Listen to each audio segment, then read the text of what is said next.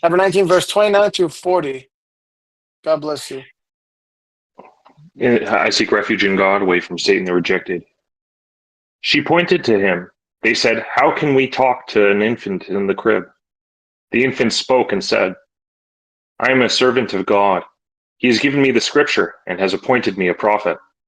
He made me blessed wherever I go and enjoined me to observe the contact prayer, Salat, and the obligatory charity, Zakat, for as long as I live.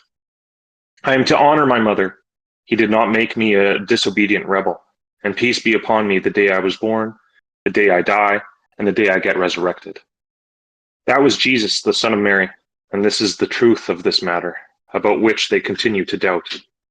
It does not befit God that he begets a son, be he glorified. To have anything done, he simply says to it, "Be," and it is. He also proclaimed, "God is my Lord and your Lord. You shall worship him alone. This is the right path." The various parties disputed among themselves regarding the identity of Jesus. Therefore, woe to those who disbelieve from the sight of a terrible day. Wait till you hear them and see them when they come to face us. The transgressors on that day will be totally lost. Warn them about the day of remorse when judgment will be issued. They are totally oblivious. They do not believe. We are the ones who inherit the earth and everyone on it. To us, everyone will be returned. And I'm going to, God willing, read the footnote for 1936. This is similar to the statement attributed to Jesus in the Gospel of John 20:17. Praise be to God. And I just give a reminder that we should read the subtitles also, um, to get the context and additional information. Would you like me to do that now, brother? Or Oh, you can. Yeah, just, go ahead. If you could just present okay, it to so us. yeah, prior to 1929, the subtitle is "The Infant Makes a Statement," and this is alluding to the corresponding verses after 29. Then the proven truth, which denotes the fact that it kind of points out what was the truth of the matter with Jesus and his birth and being able to speak as an infant.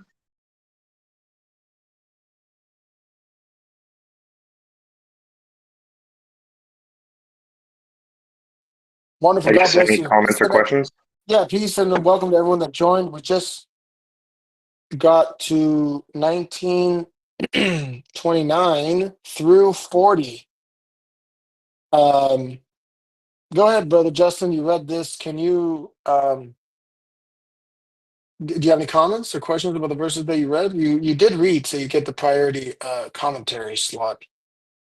Okay, well, yeah, God willing, I can make some observations, and then God willing, we'll see what comes up. Um, a very unique point is that Jesus is speaking as an infant in 31, and kind of exhibiting his blessings that God bestowed upon him. As we see, he made me blessed wherever I go and enjoined me to observe the contact prayers, Salat, and the obligatory charity for as long as I live. And to be a good son to Mary. So it kind of it's just a very unique thing that we don't see in the Quran. Usually, like Abraham prays for the ability to be an observer of the contact prayers and the obligatory charity, but here it's made as a statement by God's leave. So just a unique thing that we see in the Quran. And then 35 clearly points out the fact that Jesus' birth, though a miracle in its own right, does not denote that he has some special relationship with God other than what God bestowed upon him as a prophet and the Messiah, right? Everything submits to God's will, and that is the proven truth, as the subheading says. That would be my comments.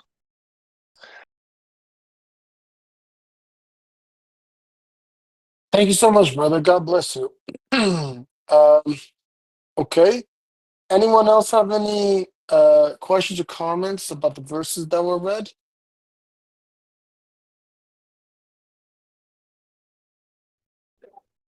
Peace be upon you. Peace be upon you. Peace be upon you. Yes, praise God. Okay, so the comment I'd like to make is regarding verse 31, right? Where it's the Quran informs us that Jesus also had to observe the contact prayers and obligatory charity. Jesus, the founder of Christianity, right? I mean, God is the founder of all religion, but Jesus is the prophet of Christianity. He also performed Salat and Zakat. So even the Christians, the true Christians who would like to follow Jesus, would also have to learn how to perform Salat and Zakat, right?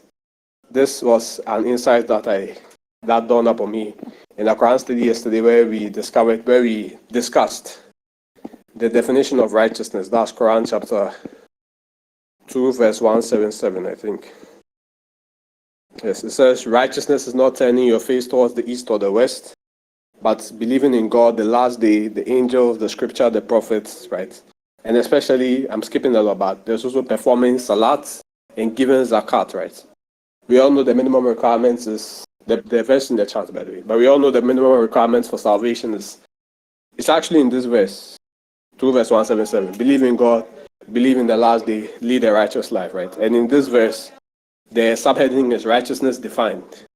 This is the definition of righteousness. It involves believing in God, it involves believing in the last day, and it absolutely involves performing salat and zakat, no matter what religion you call yourself, whether you're a Christian, whether you're a submitter, a Christian submitter, a Muslim submitter, you have to perform the rites of the religion. After all, the religious practices were given to Abraham, right? So God knows best. Praise God.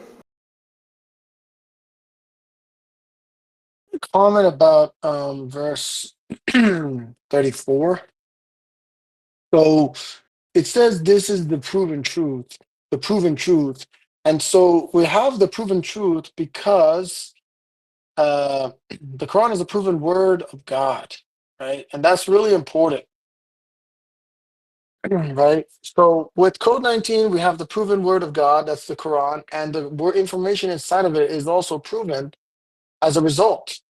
So hence the subtitle saying the proven truth. This is not conjecture. This is not um, uncertain knowledge. This is the proven truth about Jesus, which also the messenger explains correctly that the identity of Jesus is the most. Let me just see how he describes it. Okay, the death of Jesus. He says this has been the single most controversial subject in the world. And he says the miraculous mathematical code has now provided the final answer to this topic. Right. So that's my comment on that. Anybody else want to share comments? I have a comment on verse 37 where it says the parties disputed among themselves on the identity of Jesus, right? And it's if you like look at the history, the identity of Jesus was evolved like over time, like his relation to God is has evolved, right? And it and like it came to the point when later groups would just call the earlier groups heretics, and they would evolve their understanding further and further regarding how Jesus is in their mind associated with God. You know what I mean? Like it's a remarkable history.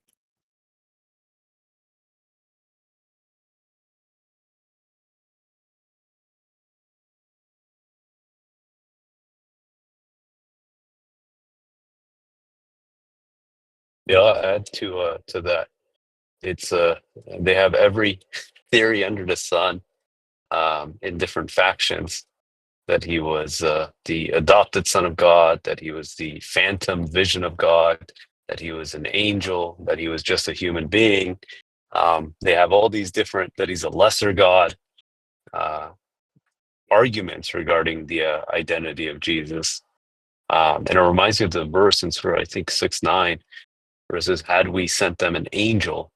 Um, oh, if they said, "Why not send this an angel?" It says, "If we sent them an angel, we would have sent them in the form of a man, leaving them just as confused as they are confused now." Like this was kind of a test for them to see how they respond.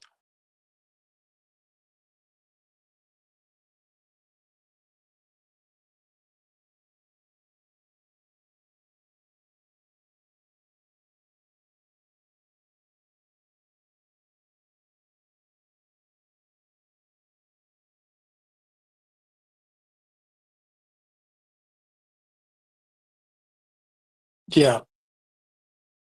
So about these verses 19, 29 to 40, just talking about the rest of the story of Jesus in this episode. So, you know, 37 talks about how they're disputing about the identity of Jesus.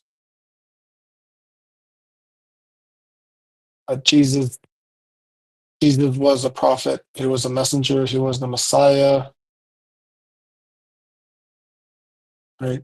And he says, God is my Lord and your Lord. You shall worship him alone. This is the right path. And also, he says that God enjoined him to observe the contact prayers, Salat, and the obligatory charity for as long as he lives. Is it okay for me to say that Jesus basically had Abraham's Salat? Is- I know this comes up a lot, but I just think that he just did. I just think Jesus had Abraham's Salat. Yes, I think too. Yeah, that's my I understanding. I have seen a verse. I don't know where in Bible, but it just crossed my eyes one time that says Jesus put his head on the ground. Right?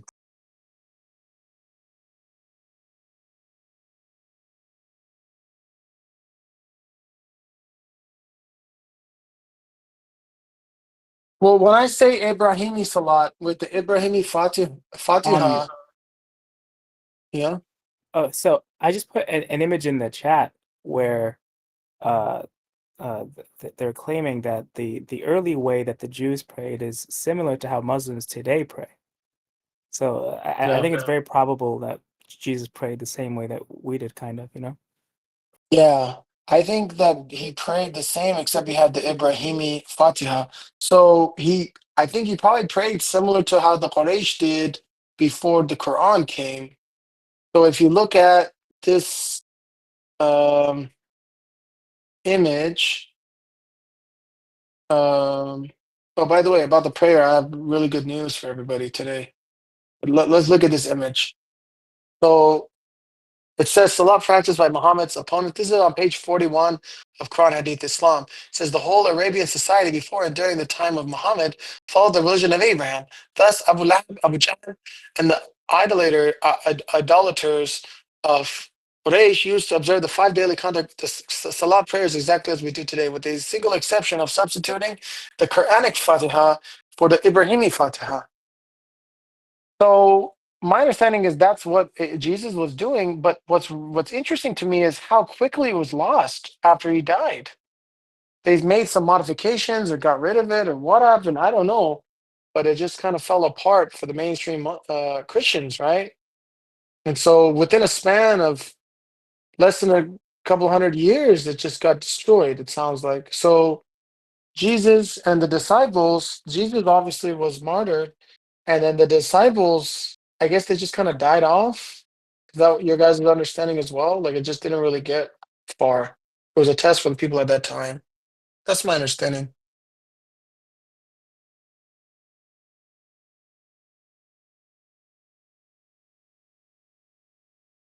And just to clarify the comment that Yvonne made, Jesus prostrated in the garden of Gethsemane, falling face down on the ground floor. I don't doubt that he physically prostrated. I'm taking it further than that. I'm saying he actually performed the contact prayer the same as Abraham. Not only did he prostrate, he had the bowing, prostration, the unit system, 5 times a day, 17 units, like all of it. I'm saying he had everything, including Abrahamic Fatiha.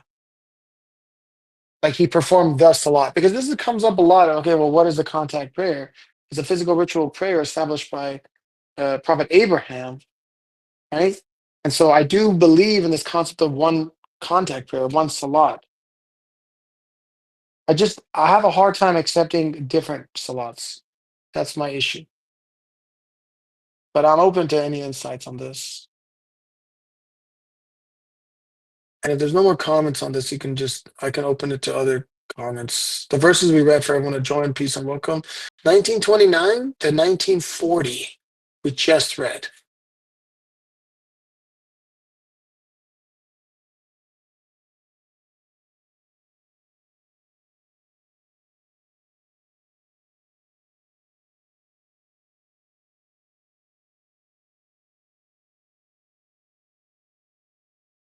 I wanted to emphasize this verse 35, where it says, he simply says to it, "Be," and it is. That there's two mechanisms by which God can bring things to manifestation. One mechanism is that it's kind of intertwined in the fabric of the universe, such that when it was initiated, it was predestined at this time, at this date, this specific thing's going to happen, and it all falls within the realm of physics and reality.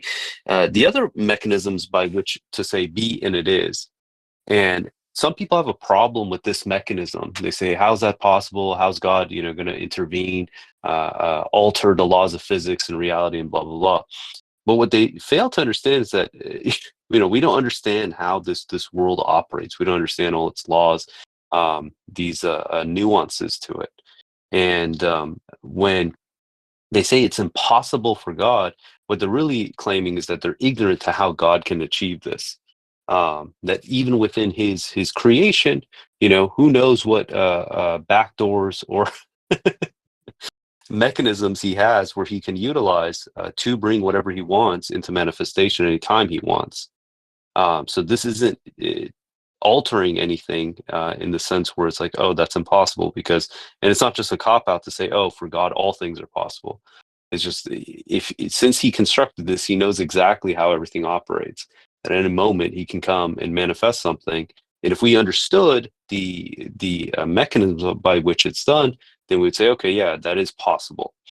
But this example is a good one, where in the case of just finish this point. Yeah, with Jesus, God says "be," and it is, but he still uses Mary as a vessel by which it's brought into manifestation. I just Actually, want to point. can I add to that "be" and it is thing?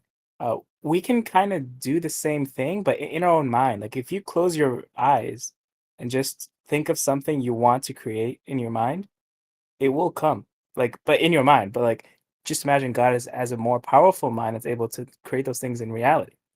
So like in a way, we are able to do. I think it's a sign that the fact that in our dreams we're able to create these things, and even in our minds, if you close your eyes, you can create things.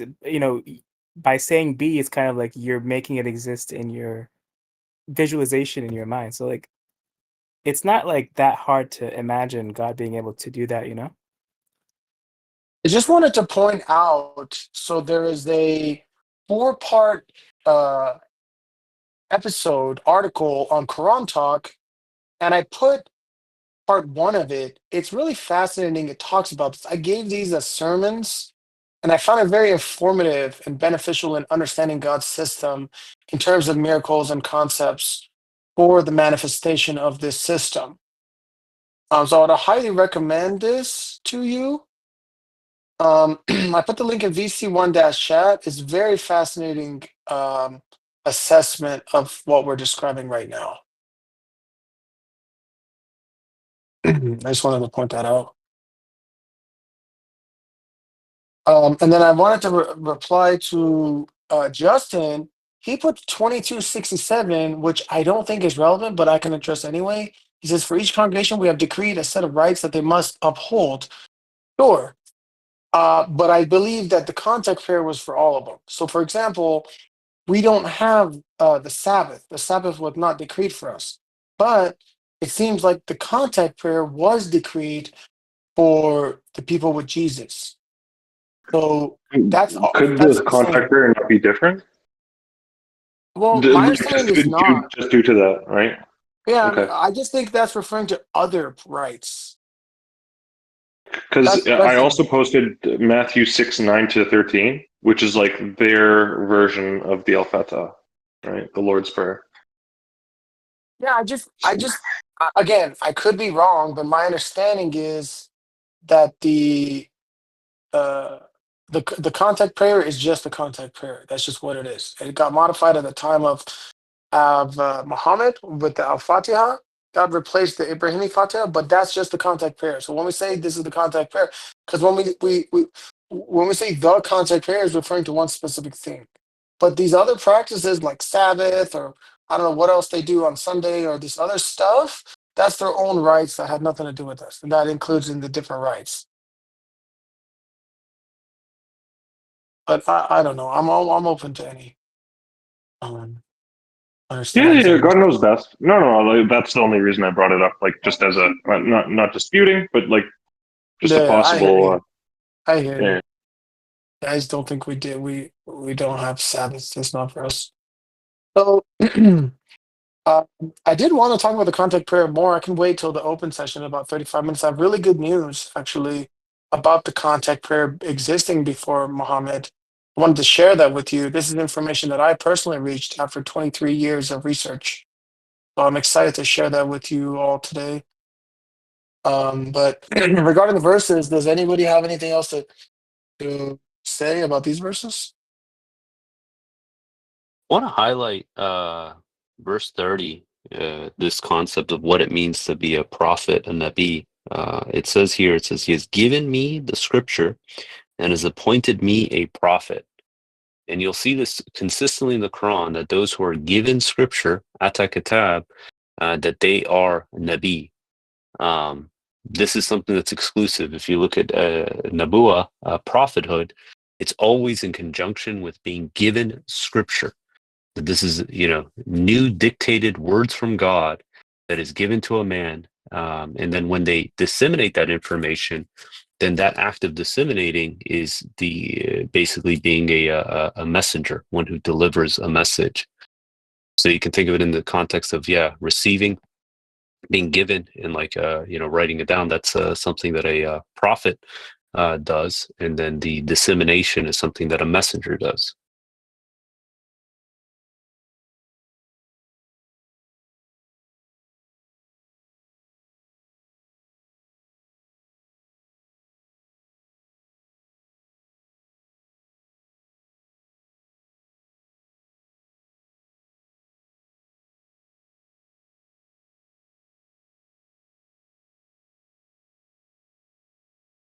Make another comment. It says, I'm to honor my mother. He did not make me a disobedient rebel. In the, I want to say it's in Matthew, when Jesus is rebuking the Pharisees or their tradition. So it starts with them saying, hey, why don't your disciples wash their hands? And Jesus basically informs them that, look, this isn't part of the requirements. And he calls out this practice that the Pharisees used to do, where it also has a connection with the concept in the Quran of a korban. And korban means in the Quran, it's basically that sacrifice you make to God during Hajj. But in the context that Jesus is using, it's when the children of Israel, they used to dedicate their possessions, their provisions to God. And what they used to do is that the second commandment is that you have to honor your mother and father. But what they were doing is they were bypassing that requirement by supporting their mother and father by saying, oh, I dedicate all my possessions to God. Sorry, mom. Sorry, dad. I can't support you guys. I can't, help you out financially or with provisions. And Jesus calls them out for this practice. Um, and it shows that the aspect is you have to maintain the spirit of the law as well as the letter of the law, but also what it means to honor one's mom and mother and father. And I'll put those here. Actually, I have an article. I can put that in with this.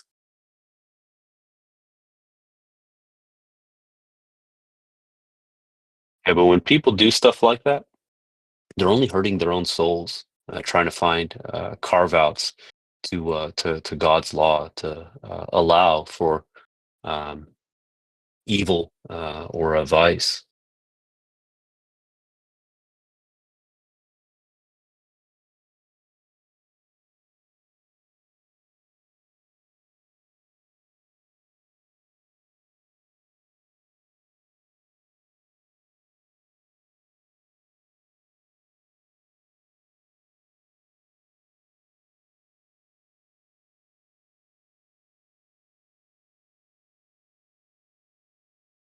Okay. What All verse right. did we start reading from? It was from 29. 29. Okay, yeah. Yeah, 29 to 40.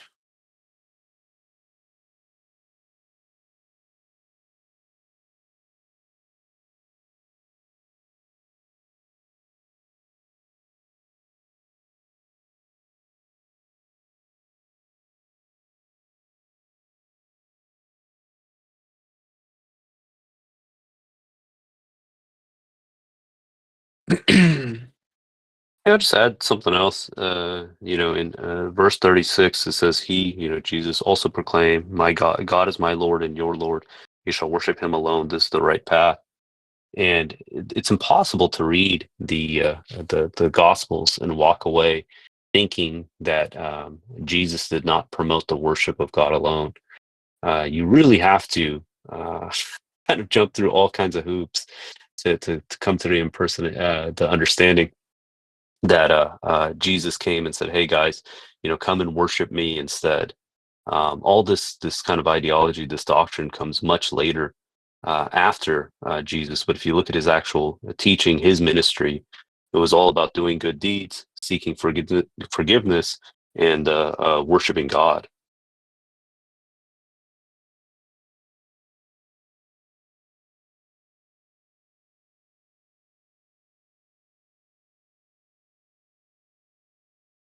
Yeah, I wanted to comment on that. So, the 1936, the footnote says this is similar to the statement attributed to Jesus in the Gospel of John 2017. Right? I'm gonna load that in the chat right now, Caroline.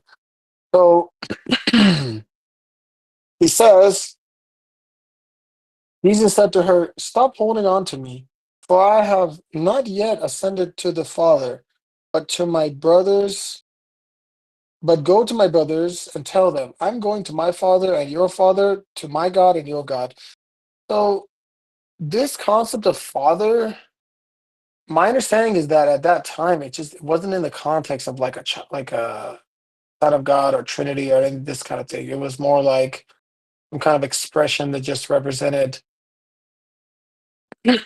like God as our Lord, basically. The word father there, correct me if I'm wrong, anyone, but that's similar to like calling someone Lord, right? And so my God and your God, but the Quran knows better than this. And so it's because the Quran is the book until the end of the world, it goes out of its way to use language that cannot be construed in this way.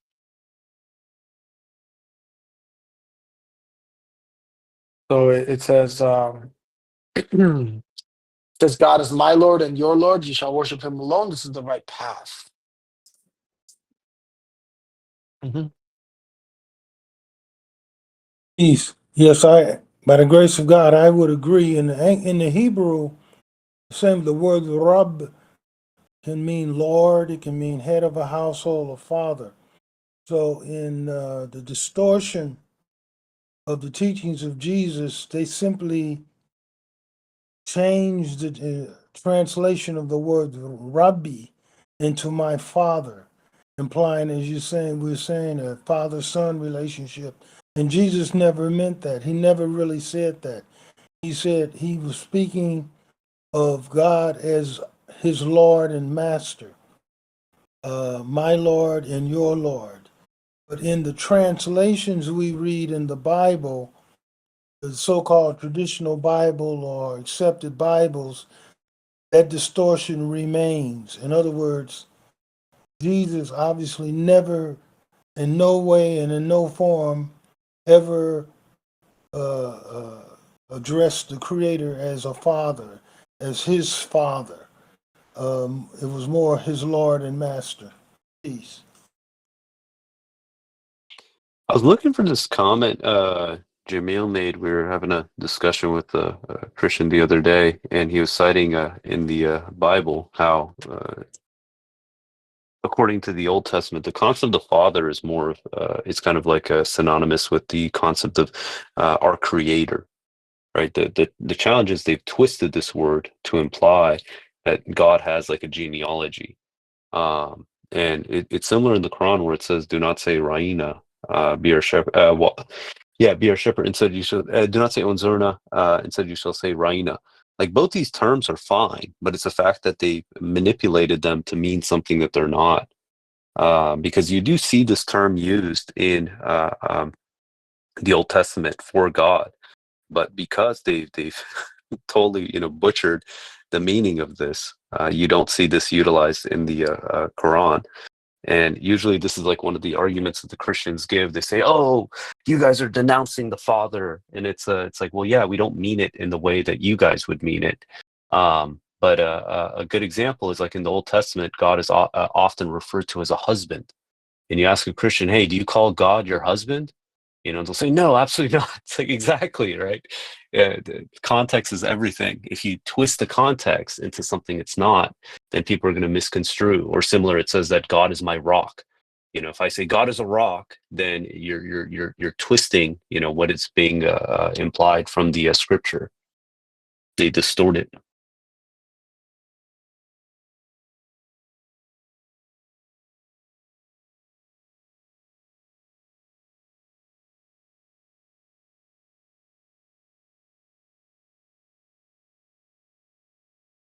What were we debating? Not so much debating. We're talking about the use in the Bible regarding the term father, Okay. verse. So 50.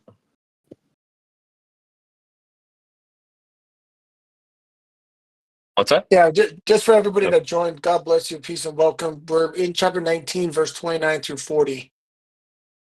If you have any questions or comments, that's going to be great.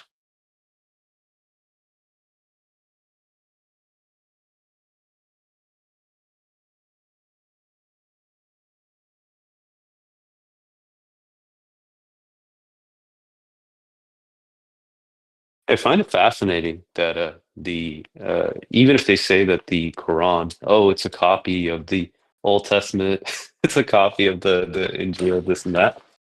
How is it possible that it consistently gets the details correct where it's found to be flawed, specifically in the context of the New Testament? That the data points that it selected were the correct one, fixing these misconceptions that are found in the books we have today. So it's like, how's it possible that the prophet, if we're going to assume that he just came up with this through research, that he just happened to always get the right data points?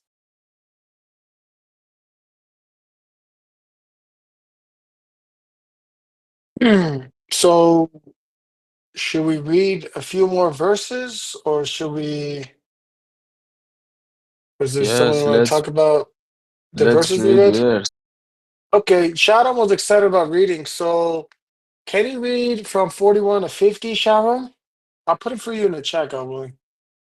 Okay. So let me put it for you. 1941 to 50. There you go. Go ahead.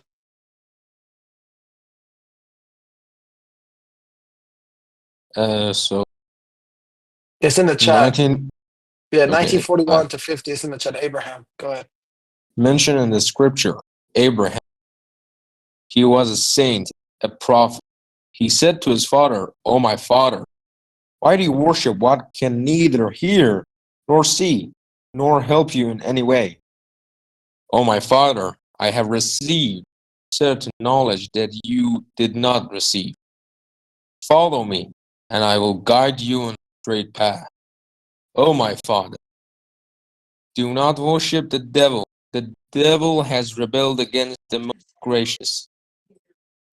Oh, my father, I fear lest you incur retribution from the most gracious, then become an ally of the devil." He said, "Have you forsaken my gods, O Abraham? Unless you stop, I will stone you. Leave me alone." He said, "Peace be upon you. I will implore my Lord to forgive you. He has been most kind to me. I will abandon you and the gods you worship beside God. I will worship only my Lord. By imploring my Lord alone, I cannot go wrong. Because he abandoned them and the gods they worship beside God, we granted him Isaac and Jacob, and we made each of them a prophet. We showed them with our mercy, and we granted them an honorable position in his.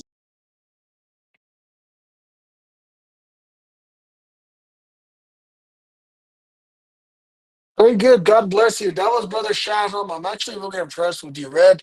This brother came from Instagram and he's a new submitter, and you read very well for someone that's from Iran. Your English is really great, and you pronounced all that correctly. Do you have any comments about what you just read, the story of Abraham?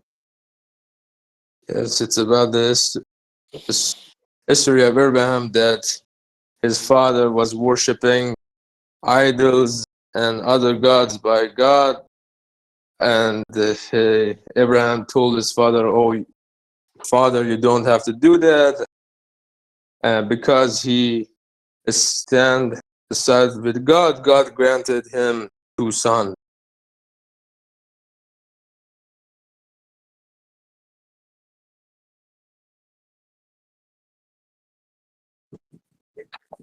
I have a comment, Governor. Yeah, go for it, brother. Go ahead. We're listening. Thank you. I actually gave a sermon about this verses 41 to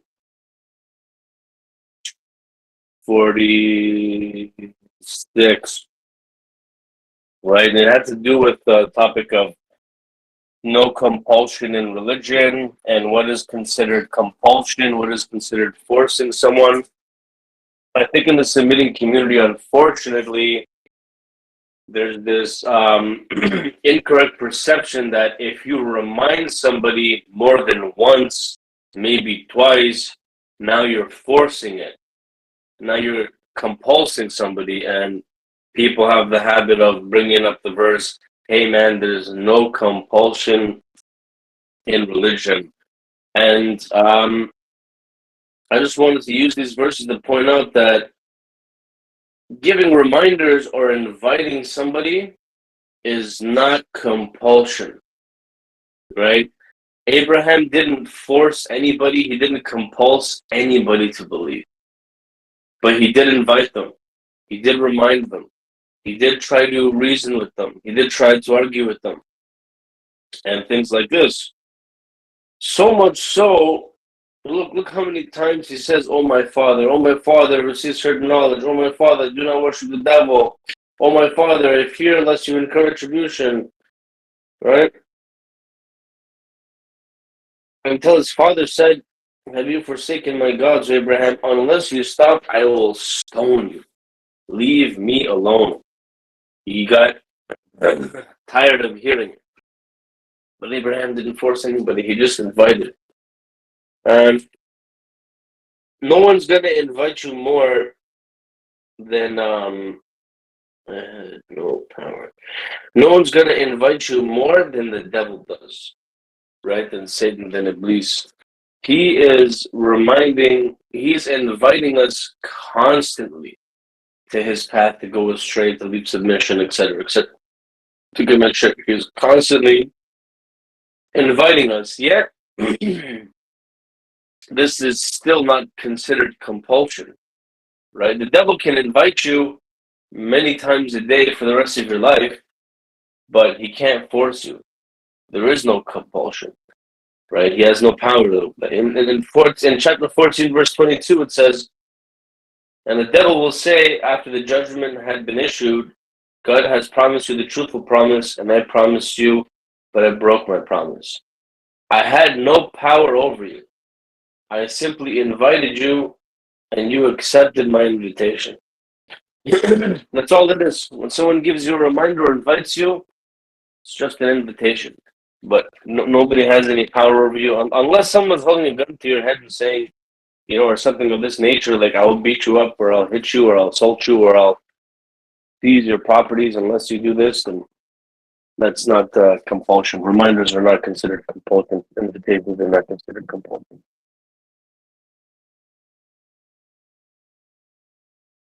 So I have a question too.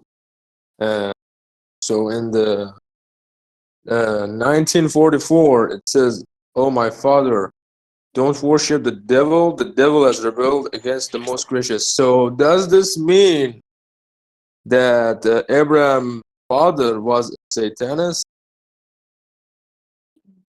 Yeah, most likely his father was something like a Satanist. Absolutely. Yeah, Unfortunately. I think there's clarification here, because if you say it that way, it's as if that he was just worshiping the devil. If you look at Surah 36 verse 60, the reality is we have one of two choices: either we worship God, or any other choice we make, we basically are worshiping the devil. Thanks for loading. It says, "Did I not covenant with you, O children of Adam, that you shall not worship the devil, that he is your most ardent enemy?" This is the piece that people don't understand, is they think that devil worship is limited to bowing and prostrating to the devil. Simply taking his words over the words of God, or his commands over to God's commands, will make you his worshiper. So when the devil in any of his manifestations comes and teaches or preaches a message that's counter to God's message, if we accept that other source, then we've just accepted the path of the devil.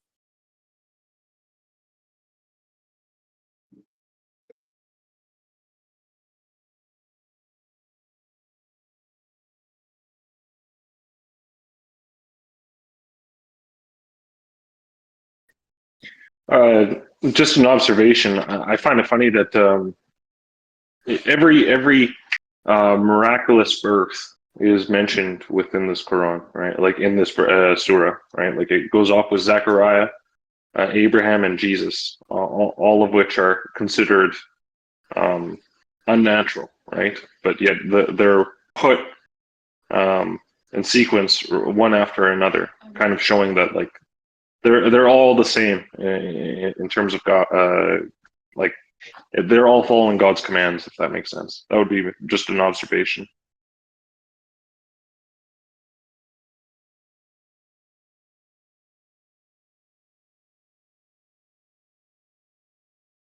To touch on kind of an earlier comment, it's interesting. This chapter, it gives so many evidence regarding the distinction between a prophet and a messenger. If you look at verse 41, it says that in regards to Abraham that he was a saint, a prophet. And we can ask, we say, okay, which one is more exclusive? Is a saint more exclusive, or is it a prophet that's more exclusive? And it's clear that, okay, Mary's also called a saint, but she's not a prophet. So the exclusivity goes towards the prophet, in that you start with the broader category, then you go with the more narrow. If you look at just a couple verses ahead from where we read in 51, it says a messenger prophet in reference to Moses. And following the same scheme, what we see is that a messenger is more broad than a prophet. And it's repeated in verse 54, and then you'll see again in 56 as a saint prophet. So it's giving this classification that a prophet is more exclusive than a messenger, because not all messengers receive or given scripture.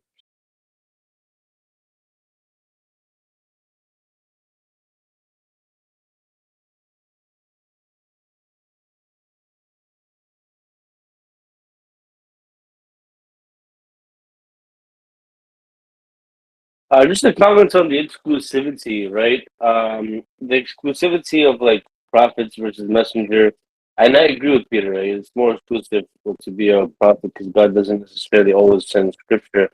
But however, that doesn't have anything. Not that Peter's saying this. I'm just having this out there for everybody. It doesn't make prophets better than messengers or messengers better than prophets. It's just simply God wanted to relay a message, a written word, specific words, and you chose somebody to go and deliver it. That's pretty much it. As far as the rankings between prophets or all messengers, rather, God knows best. Yeah, good clarification. Sometimes we associate exclusivity with like level of Yeah, like yeah. You know what I Yeah, mean? exactly. Yeah, yeah. It's just it's a subset of the bigger group. It's probably a better terminology. Mm. I wanted to highlight verse 43. You'll see this comment made by many of God's messengers: "Says, follow me, and I will guide you in a straight path." And this is only the authority of someone who God has authorized to be able to make such a claim. You, me, none of us, unless we're, a messenger of God, can make that claim, but messengers of God can. That said, if we look at Surah 40, verse 38, where it's talking about the believing Egyptian, and if you read this, you'd be under the impression that this was just some random guy who witnessed Moses' miracle. But we realize that this can't be him for this very reason, because he makes this exact same proclamation. He says, "Follow me, and I will guide you in the right way." This is not a statement that just someone who observes a messenger's miracle can make. This statement can only come from a messenger of God. And it's just worth highlighting, this believing Egyptian was Rashad Khalifa in this context. If you read it, Surah 40, verse 38 to 44, it's no longer that individual from the time of Moses who's speaking.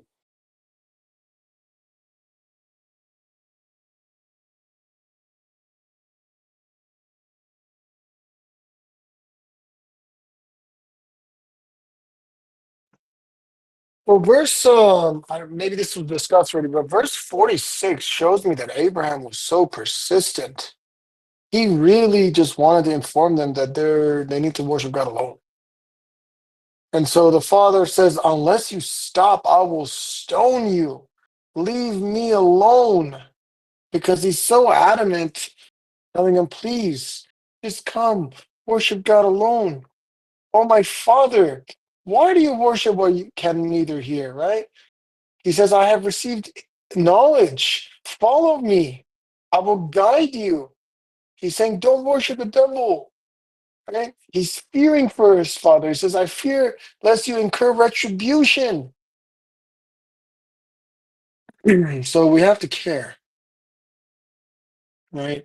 So I mean, this shows us the opposite. If the messengers are examples for us, Brother Elham, then we should be persistent in our reminders. I welcome it. If someone here genuinely thinks that they should have a great reminder for me, I get the reminder, and I've been reminded many times, and it's fine. Why should I be offended? Why should I get angry? Why should I lash out and say, oh, who are you to remind me? You should never remind me and stuff like this. It's against the religion to remind people. What kind of mentality is this to block reminders? That's wrong. What if God wants us to hear a reminder? We benefit from it.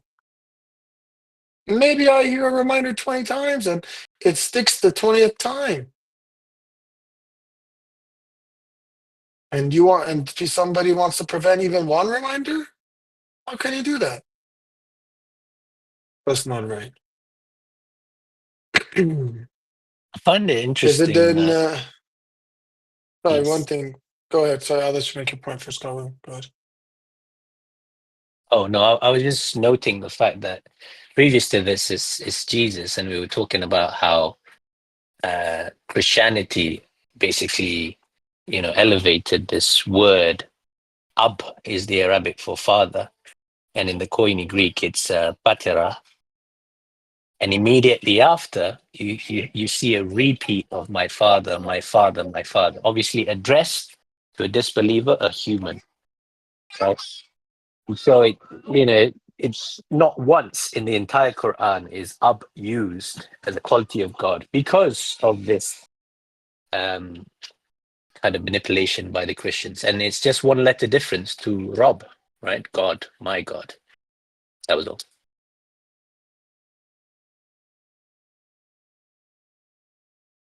I just wanted to point out in Appendix 34, we have an example of this from the messenger. It says the true believers who care about their children will advise them and remind them repeatedly and persistently to keep their chastity.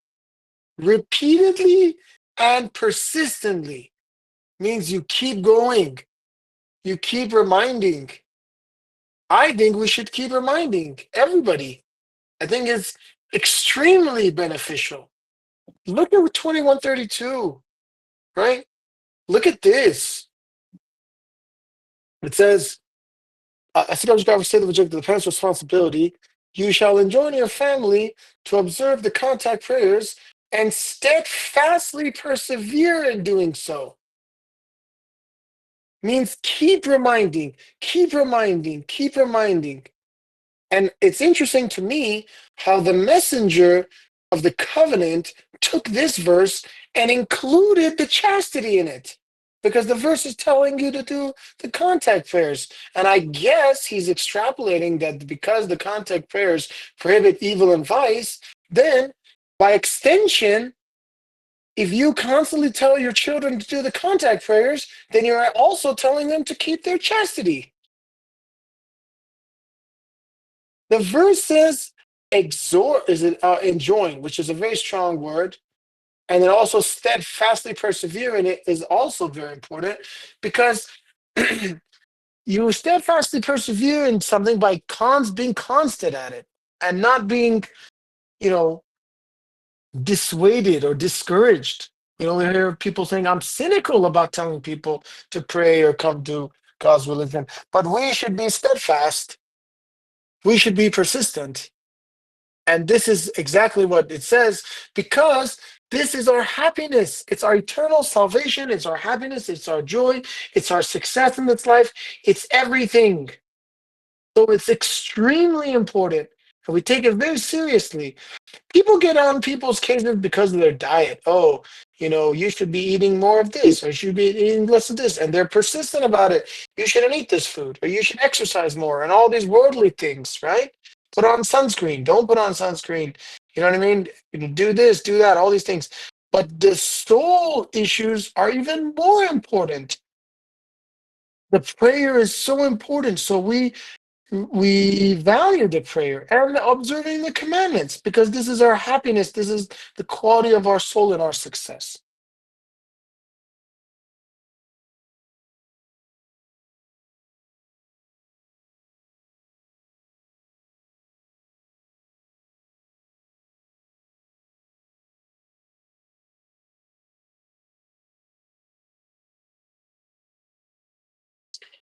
One thing to highlight is predominantly around Abraham. It shows this that the disbelievers are constantly in a state of dissonance where they realize that they're at fault. So the classic example, Abraham goes, he destroys the idols, leaving the big one there.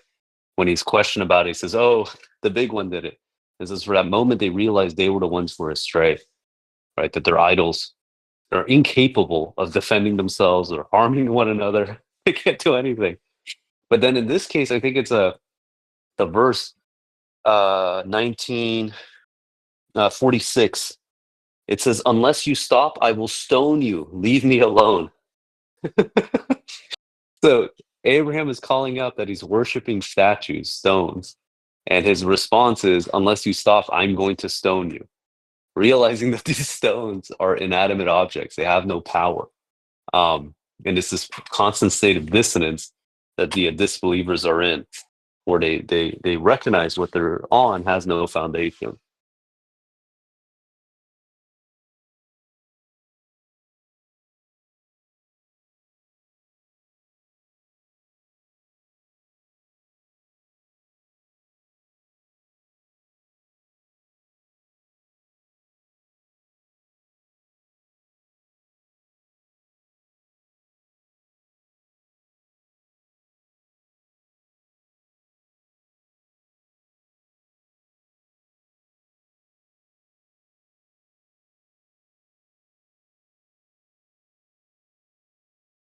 Okay, so we read in chapter 19, verse 29 through 50. And as I pointed out, that Abraham is just going so hard on his father. He's saying, "Oh, my father, oh, my father, oh, my father, oh, my father," 4 times just here. And he's just so adamant. And he makes a big mistake in 47. That's a big mistake. Because he says, I will implore peace be upon you. I will implore my Lord to forgive you. You can't do that. You can't ask for forgiveness of idol worshippers. That's wrong. Yeah. You can ask for their guidance, but you cannot ask for the forgiveness of idol worshippers. Remember, idol worship is an unforgivable sin. If you know someone's committing idol worship specifically for that sin, you cannot ask for forgiveness. I'm sorry. It's not an option, right? You can ask for God to guide the idol worshippers.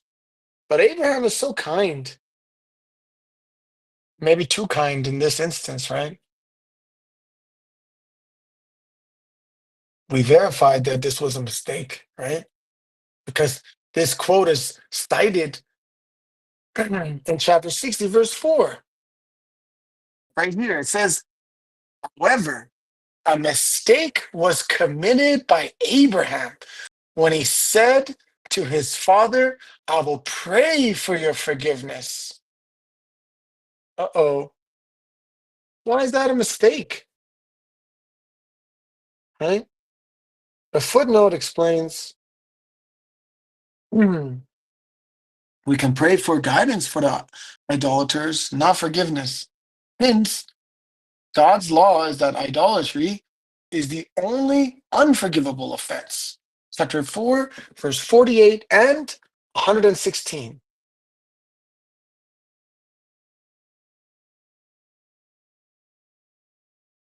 Brother Elham, did you want to say something? No, but I'm just debating with somebody in the chat, trying to get them to come on VC1 afterwards. That's great. I'll make I a have. Yeah, comment. go ahead. Yeah, it goes to show like, look, you have to when we want to be fair, inevitably we're going to have a bias, right? We're never going to be absolutely perfect. What this tells me, it's like, look, if you're going to err on a side, err on the side of being too nice, err on the side of being too forgiving. That's better than someone who's on the other side, who's too cutthroat, too aggressive, too harsh.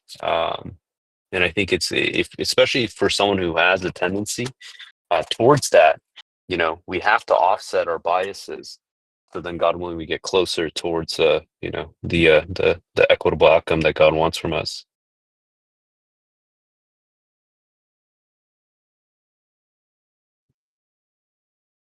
Yeah, very good. Yeah, I just think the message in the Quran is so profound. It's so strong that we really can just utilize everything that's said here and benefit from it and emphasize these points in the Quran. I'm actually dumbfounded by just how powerful God's arguments are. And in chapter 6, he talks about this concept that God possesses the most powerful argument, right? Like, as a lawyer, I'm thinking about this. Like, you want to make good arguments to make your case, right? God possesses the most powerful arguments, the most solid points, the most grounded, the most, you know, concrete logic, best possible arguments are with God. So if we grasp and understand God's arguments, God's logic, God's positions and this foundation, then it really advances our position and makes it so difficult for someone to argue back. Because they're so foolproof, they're so like they're really like steeled. There's not wiggle room.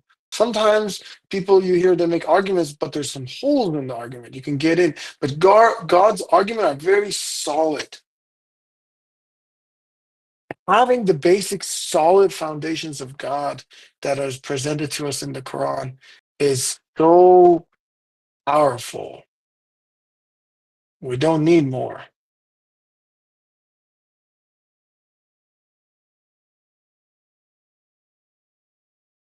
So we just finished the first half of the study. Maybe there's some announcements. I had an announcement. So there was a topic about the number of prayers. About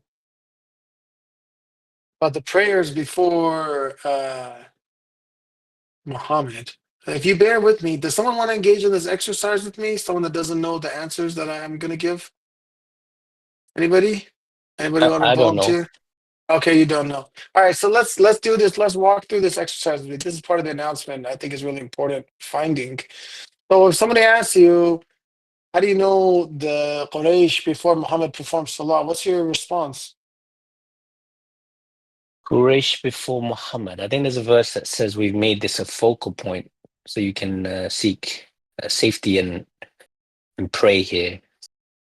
That's Okay, for that means, Abraham. So yeah, anyone that's a, after him.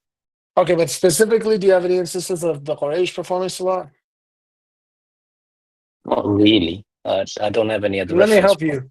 Let me help you just to speed this up. So 835 is one, right? Contact, it says, as the God said, rejected. The contact prayers, Salat existed before the Quran. 835. Because of the It mockery, says, yeah.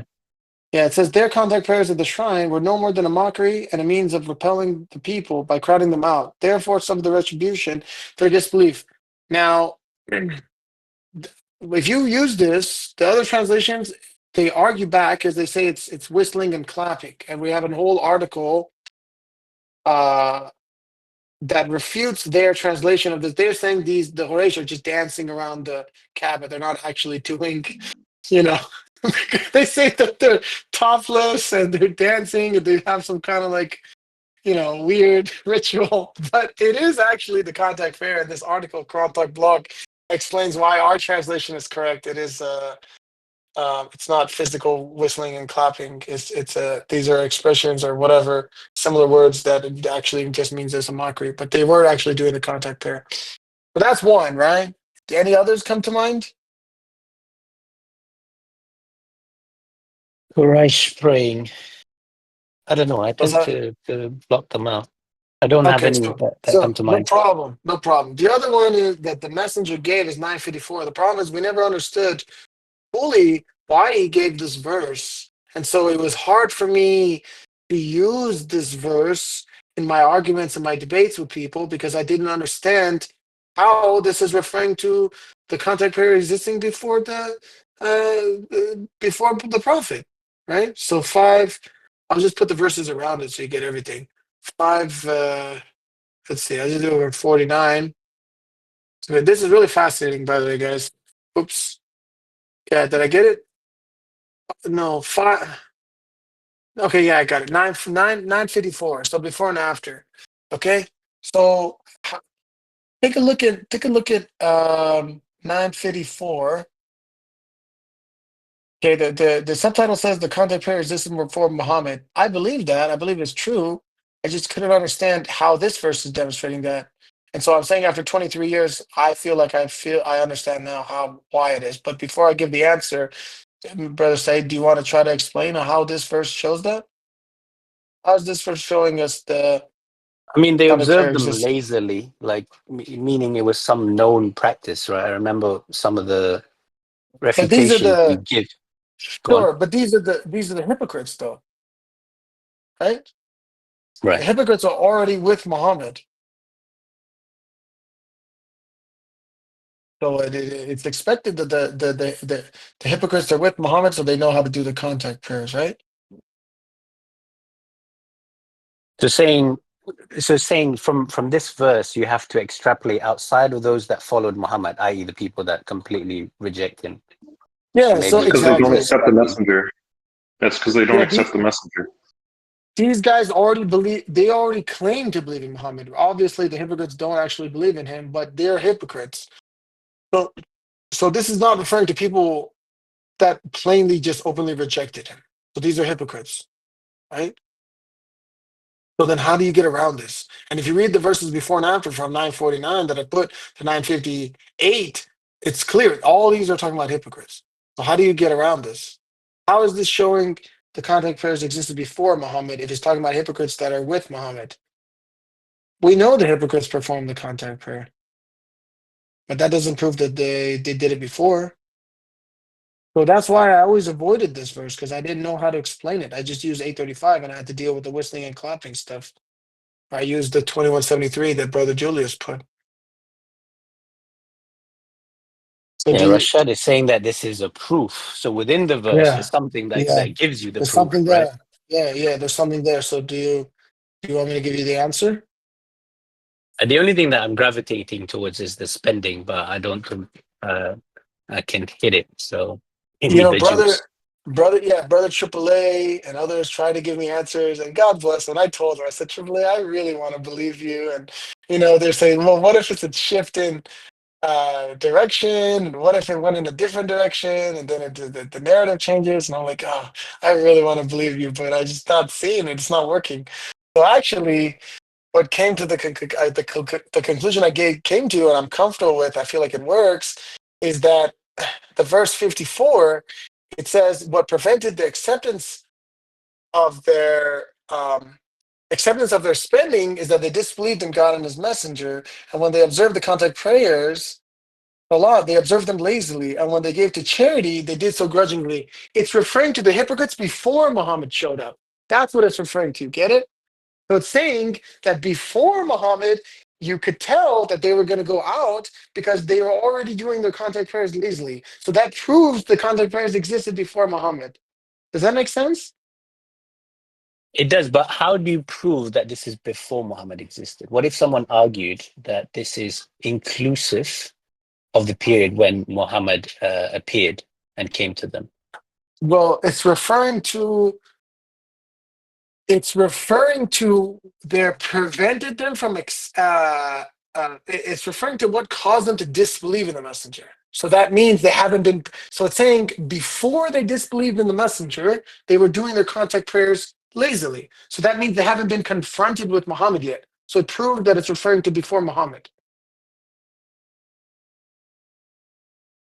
Right? It says when they that they this that what prevented their acceptance of the messenger. I'm sorry. What prevented the acceptance of their spending is that they disbelieved in God and His messenger, and when they observed the contact prayers, they observed them lazily, and when they gave to charity, they did so grudgingly. So it's referring to before they were presented with Muhammad. So before Muhammad showed up, gave them the Quran, they were already doing their contact prayer lazily. They already No, gave their I see charity what you're saying, and grudgingly. it makes sense in that perspective. I just have to kind of sit with the That's information the and maybe read only the Surah way. again. That's the only way you can reconcile the subtitle with the verse in this understanding. That's the only way. Because if you're saying it's referring to the hypocrites after they received Muhammad, then that doesn't prove that the content of prayer exists. The Sunni can come and say, okay, well, these are hypocrites. Muhammad taught them how to pray, and now they're doing the prayer lazily. That doesn't prove that the prayer existed before, based on Ayah 54. But it's saying here that they disbelieved in God and His Yes, messenger. yes, that's what the hypocrites do.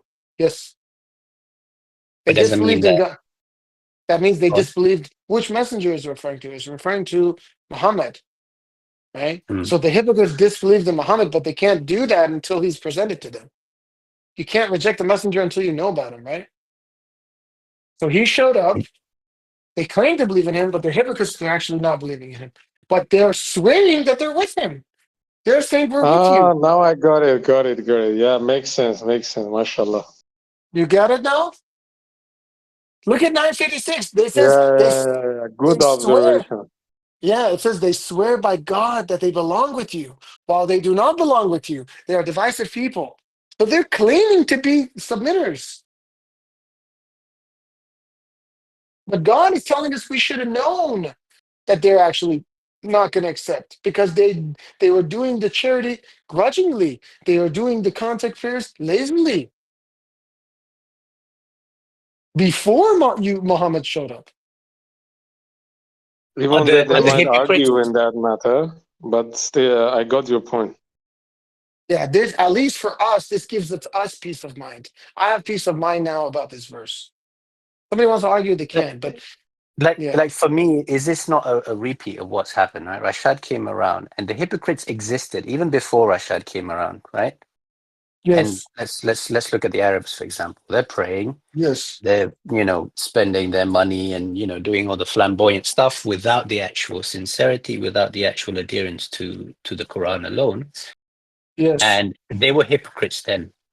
So Yes. even though they claimed to believe in their previous messenger, i.e. Muhammad, and this is Yes. prior to Rashad coming, this is Mm-hmm. a past event, and that practice Yes. existed.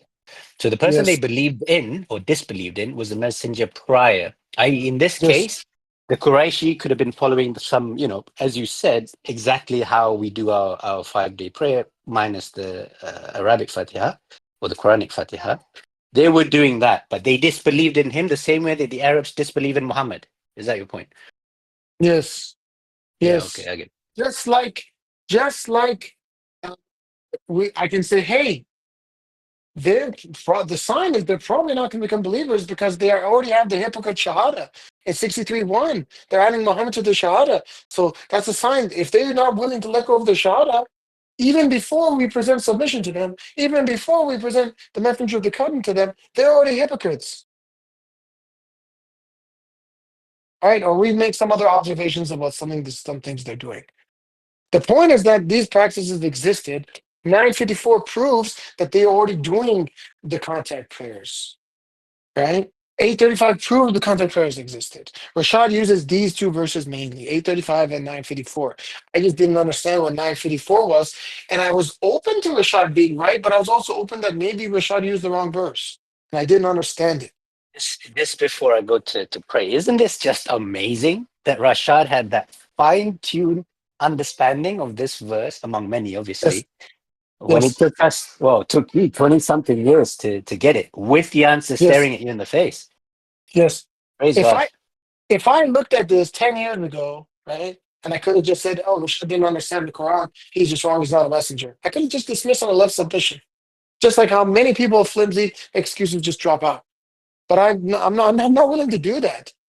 There's many topics like this that I didn't understand, I didn't grasp, and I didn't let go. I just said, okay, I don't get it, I don't understand. But many people, they use these kinds of things and say, you know what, this messenger is false, I'm not going to accept him, I'm out. That's it. But you have to be patient. This is a 5101 situation. God says in 5101, right? Oh, you believe, do not ask about matters which, if revealed to you prematurely, will hurt you. God has deliberately overlooked them.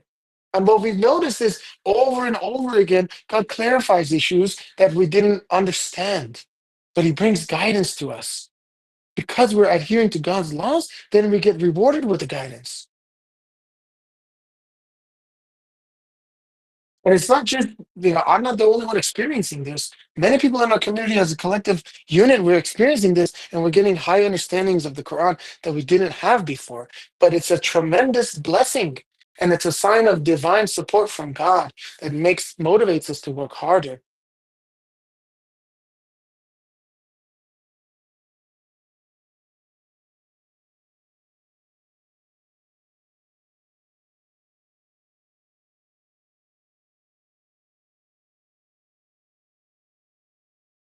Brother Muhammad, did you want to speak on this? Go ahead. Yeah, I sure saw you share the verses with red boxes and stuff. Go ahead.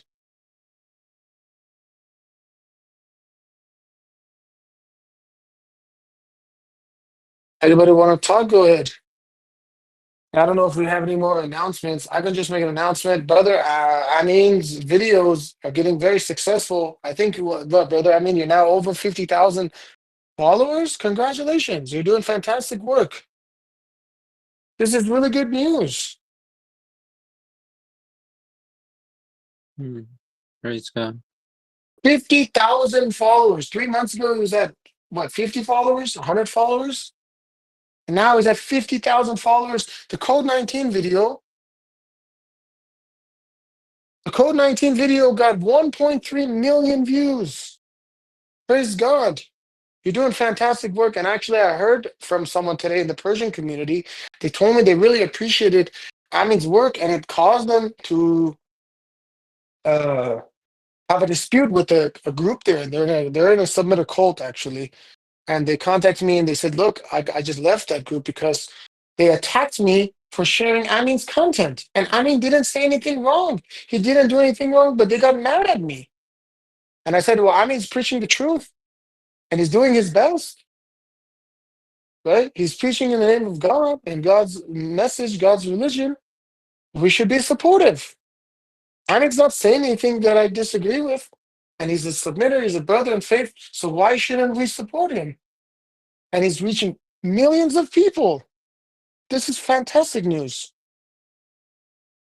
So congratulations. Do you have anything to say, Amin? God bless you.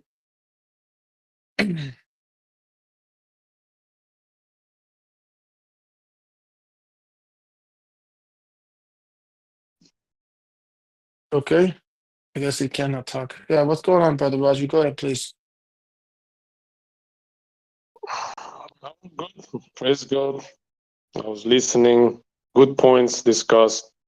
And brother, regarding your brother, I mean, I'm also using those videos, because there are a lot of Shia relatives and friends I know in Iran. So any new videos, the channel itself, you're sharing. So God willing, we can reach more people, especially in Iran, because right now they're really under pressure from every direction you can imagine. So this will help, people may reflect, what happened, from Persian Empire to here, So they might, it would be like a wake-up call for the sincere ones. So God willing, together we can contribute more in distributing, sharing the videos and God willing, inviting more people to the server so we can discuss and preach God's message. Praise God.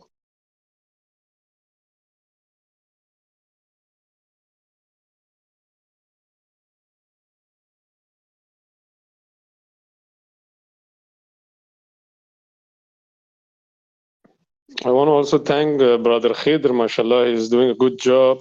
Sometimes when we are debating someone with Arabic speakers, they might not be very well versed in English language and so on. So he's assisting, mashallah, in the Arabic speakers. He's very knowledgeable. Praise God. May God bless all the rewards for all the strivers. Praise God. Thank you, brother. I appreciate that. I wanted to ask if anyone has Brother Amin's video. I'd like to see it like myself, if that's Well, possible. Anyone has it with them? you don't understand Persian, but I can send it to you anyway. Yeah, that's okay. Close enough, I guess. Yeah, I'm putting it for you in DC1 chat. This Brother Amin's video, and it has 1.5, almost 1.5 million views. And you should encourage people to come to the Persian studies on Sunday. But also, if you noticed last week, we had more Persian activity, and Brother Shahram is from his views. This brother's already a submitter. Already a submitter in 2 days. In 1 day, he just came here and said, I increased from 60% accepting you guys to 90%. Now he's saying I'm basically in, or he's saying I'm 99%. I guess he's trying to get the last 1%, but he's saying everything you guys saying makes sense. I accept submission. This is, this is what my point was, Brother Raju. I said, look, you dropped a video of 1 million people see it. Maybe out of 1 million people, 5 people become submitters. That's okay. But you have to get the message out. You will maximize exposure, then people can hear this message. I'll give an announcement. Also, Brother Jonathan did a really good job. He shared the Code 19 documentary to someone on YouTube. They are reaction people. And he said, please watch this and make a reaction video. And then they watched it. And I watched their reaction video. And at parts, I got tears in my eyes because it was so powerful. Do you want to talk about this, Jonathan? Are you here? Did Jonathan leave already? Peace. No, I'm here. Yeah, what did you do? Describe what happened. What did you do? Yeah, so I think it was a week ago or a week and a half ago. I took the Code 19 documentary and went on YouTube to look for people who, reacted to videos for their YouTube videos. And I sent about, I want to say 40 to 50 emails that I could find. and just like mass dumped them with the Code 19 documentary. And I have this like Chrome extension that can tell me like who's opened the email and how many times they've opened the email. Every single person had opened the email, but have just simply ignored it, except for this one guy named Julian, who ended up making a reaction video. And at the end, he was debating with his friend on whether or not, Code 19 is legitimate, and they ended up with the conclusion that it was. And I think that video had like 1,000 views, if I'm not mistaken, something along those lines. So I thought that was very impactful that, some random YouTube channels opened the email and decided, hey, let's react to this Code 19 documentary. That's fantastic, and they did, and that builds. And even the guys themselves, they said this video should have 100 million views. It has 20,000 views right now, right? Yeah, that's right. I think one of them said, if this video, in reference to the Code 19 documentary, had 100 million views, like you would see so many converts, right? And he wasn't even a submitter, he's making this comment. because he said the video is so powerful, he didn't even understand half the stuff being said in it, but he just realized how powerful it is. Yep. Yeah, especially at the end, he said, "Wow, no way, bro." The reaction was very nice, when it was about the calculation of the days and the date he was born and Rashad was born. It was a very nice video, mashallah. The idea is we share and as much as possible, even though we know that most people will not accept it or try to dispute it, but it can reach to more people, and the sincere ones may benefit from it, God willing. Yeah, I think more people are putting up the flyers. I know Brother Alfred put up flyers. Brother Shadow is going to put flyers. We have the Persian flyers in Iran and Swedish flyers, and I'm putting flyers here where I live. I know Brother Elham is putting stickers. If you want more stickers, you can get it. Yeah. I have an idea. Peace. Yeah, I peace just be wanted upon to you. say, I just wanted to say about the stickers. I mean, God's running everything. Had some delivered from Amazon, but the box got delivered, but it was empty inside, so they didn't give me any more sticker papers. I had to order a new set and make a claim to get that one refunded. So more sticker paper coming this Monday, God willing. If anybody wants stickers.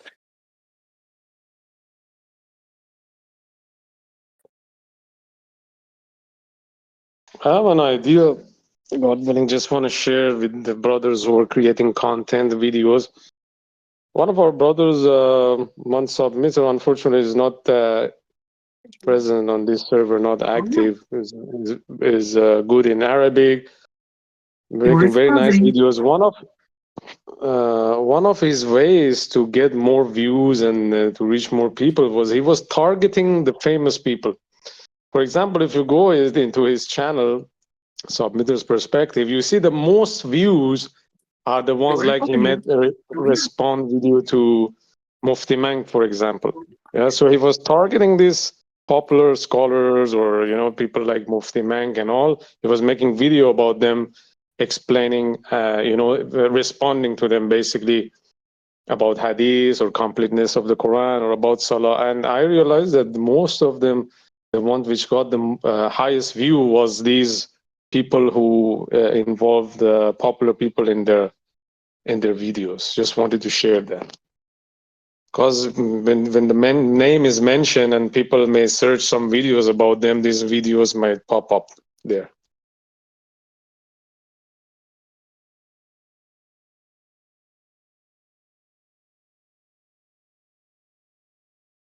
I think Jonathan wants to share a video real quick before we continue. Go ahead. You can share your screen if you want to share something.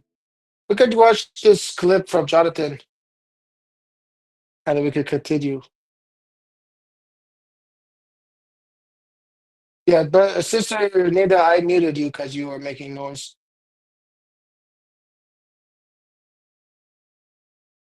Peace Yeah, be go upon ahead. everybody.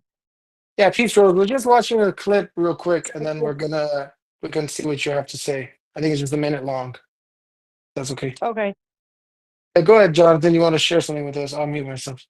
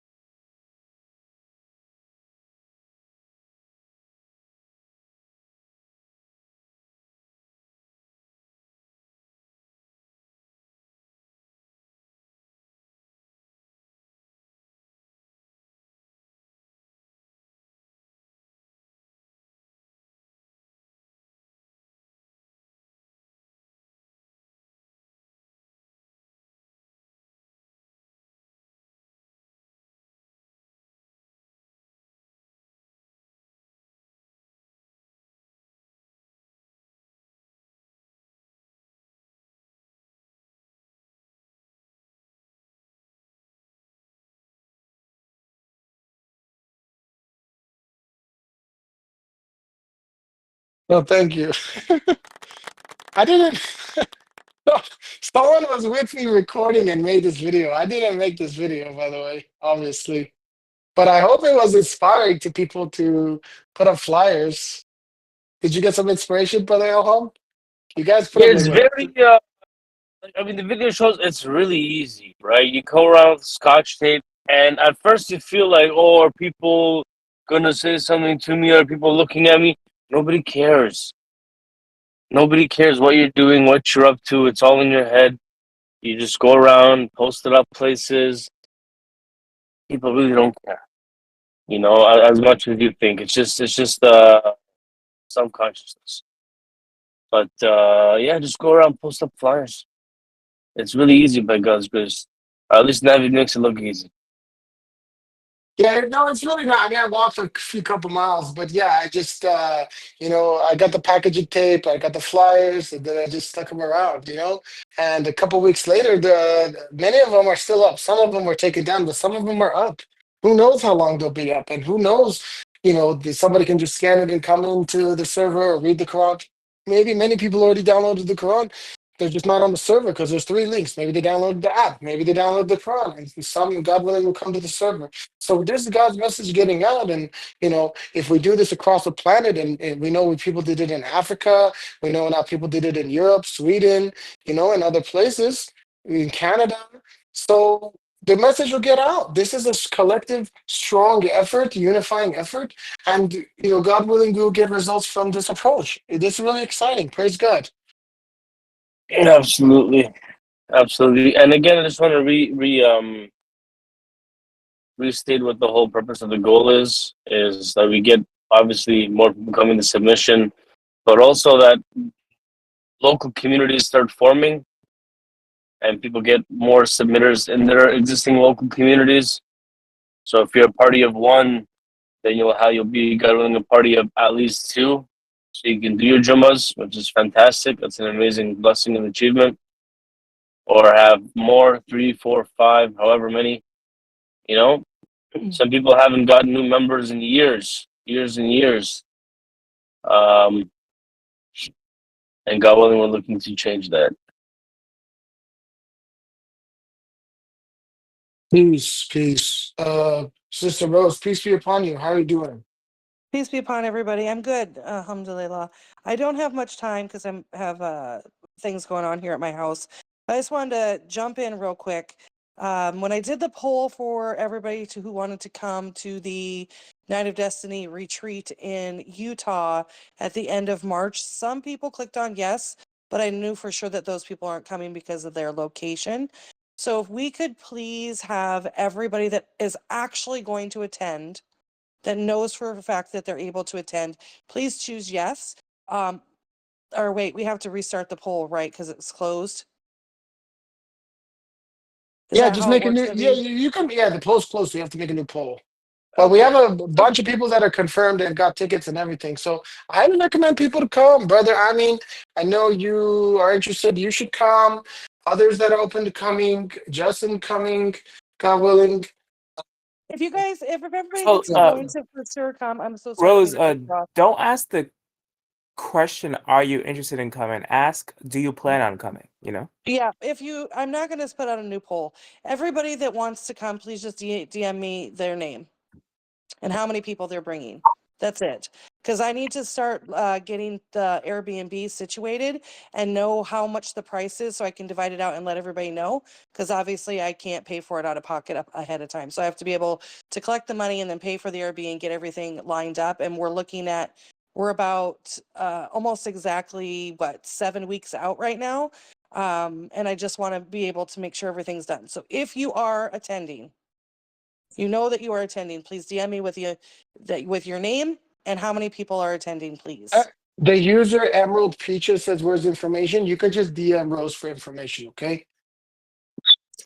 And You could please, just. Yeah. and please don't be afraid to bring your children. There will be children there, God willing. If you are uncomfortable staying in the Airbnb for any reason, then you do not need to message me, because this is only for the people who are staying in the Airbnb. Well, they still I don't need need to know information that about. though. Yeah, that's fine. But about dates, information, the location, stuff Yeah, like yeah, that. I can Yeah, definitely share yeah, that with them, God willing, but I only need to know the people that are staying in the Airbnb because sure. I'm situating the Airbnb. But if they're seeking information, they should contact you regardless. Yes, that's fine, but I'm saying those of you that know you're coming, DM me with your name and the amount of people that you're wanting to be in the Airbnb. If anybody else wants information, just DM me for information. God willing, I'll be able to give it for you. I'm sorry I have to go. That was just my announcement that I needed to make today. Peace and blessings upon everybody. Inshallah, I'll be able to come on the VC later today. Bye-bye. Okay. God bless you. Thank you very much. Okay. So we can continue discussing. We still have a half hour of Quran study.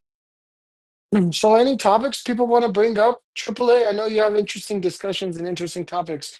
Do you want to bring up anything? Anybody have any questions? Put it in the chat or just unmute yourself and ask your question.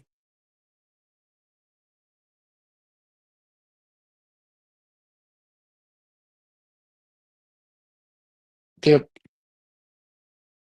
Anyone have any questions or comments or any topics they want to bring up or discussions they want to bring?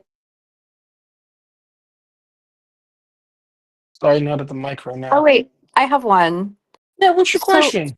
okay, so you know how there's like 4 steps to wudu in the Quran, and then it wasn't like, and there's like 12 or 10 or something in the Hadith. Do we have any, like, how were people?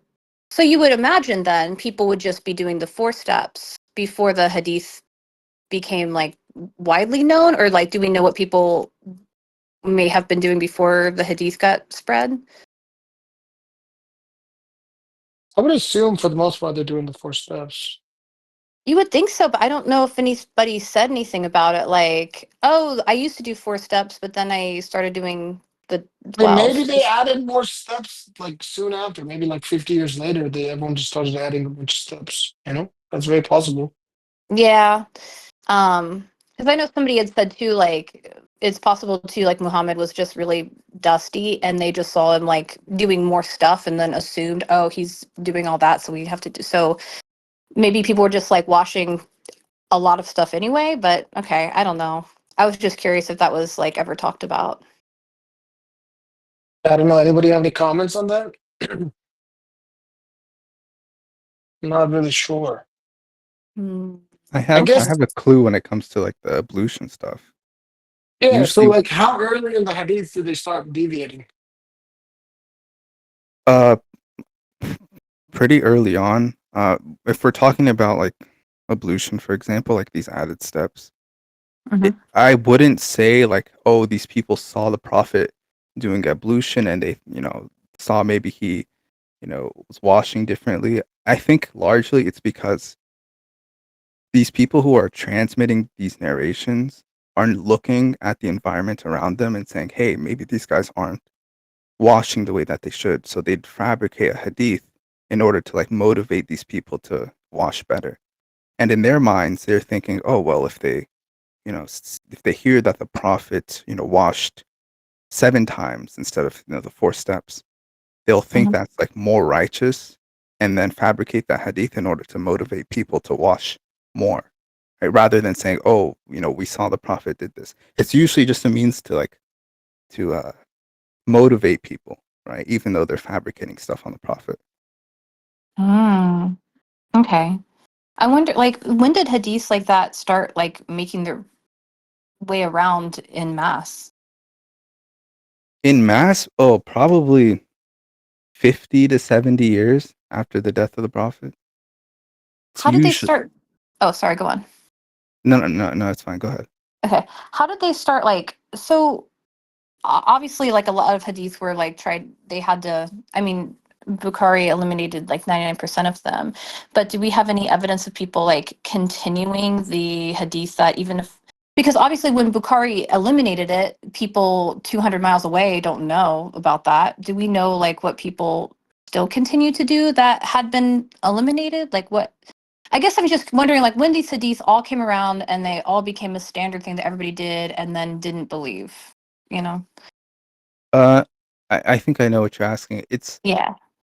so when Bukhari had his compilation, there are Hmm. still chains of transmissions that are going on that he didn't collect, right? So Hmm. it's to say that he had these chains of transmissions. They're not really authentic in the sense that you can actually track them back. People are fabricating these chains in order Hmm. to force them back to the prophet. Um, Hmm. and essentially, one of the major things that they do is they go to different regions. So Basra is a big one in Iraq, Kufa in Iraq, Syria, Yemen, and then parts of the Levant. And what they would Hmm. do is they'd collect narrations from those regions and start spreading the narrations. So they'd send one hadith transmitter to Kufa, another one to Basra, another one to Syria, and they're transmitting these hadith and they're being spread, in mass. And they're eventually, taught, parents to students and children, and they're Hmm. becoming hadith transmitters and they're spreading it in mass until it becomes just the norm. Oh, how long did that all take? I don't think it would have been um, massively transmitted until like I want to say, let's see, Bukhari's 800. I want to say probably like 1200. It took a long time for it to be the real norm. Oh, okay. Did they have books or were the hadith transmitters also memorizing it? Or was No, it no, both? they memorized it. They say they put it like for example, Bukhari's book. We don't actually have it. Like we Right. have alleged transmissions, but Mhm. you know we don't have any manuscripts until like 1000, the year 1000. Do So the it's usually manuscripts, oral. oh, okay. Do the manuscripts like match up with each other or did they do a pretty good No, job of like scrubbing there are the some chains? there are some hadith that are mentioned in some manuscripts that aren't mentioned in others. That's one of the big issues about the manuscripts. Oh, are the chains the same? I believe so. I'm not totally sure if the chains are the same, but there Mhm. are discrepancies between the manuscripts. Okay, because we only have like, because they're like copies of copies and stuff. Yeah. So that would have to be okay. And then I think I had one more question. Oh, so when he was collecting the chains, do you think that he like told the people, "Hey, who did you hear this from? Can you like give me all 5 people?" Or did somebody say, "I heard this from one person," and then Bukhari just assumed that the rest of the chain was like somebody else's chain? Or did he like eventually start doing that? Or do we know how he got the chains? Like if he suggested them to people? He's relying on the transmission of the person that comes to him. So if one person comes to him, says, I have this narration, here's my chain, he Mm-hmm. would give him the entire chain back up to what he would claim would be the prophet. And so he can't verify every single name because, like, from the prophet down to say the third person in the chain, they're gone, right? They're not alive at that time. So he kind of has Yeah. to accept their testimony. Then the idea was that if certain people had the same story and the same chain, then it was considered real or authentic. Well, yeah, okay. I think this goes into like this concept of mutawatir, which is just massive transmission. Mhm. Essentially, if you're transmitting the same hadith, but it goes through different people, they say, oh, well, they're all not, corroborating to fake this transmission, so it must be real. Oh, okay. I would think that the stories would have the same chain or like a similar chain, like, you know, okay. But they were okay. I'll probably have more questions later, but I think that's it for now. Thank you. Yeah, no problem.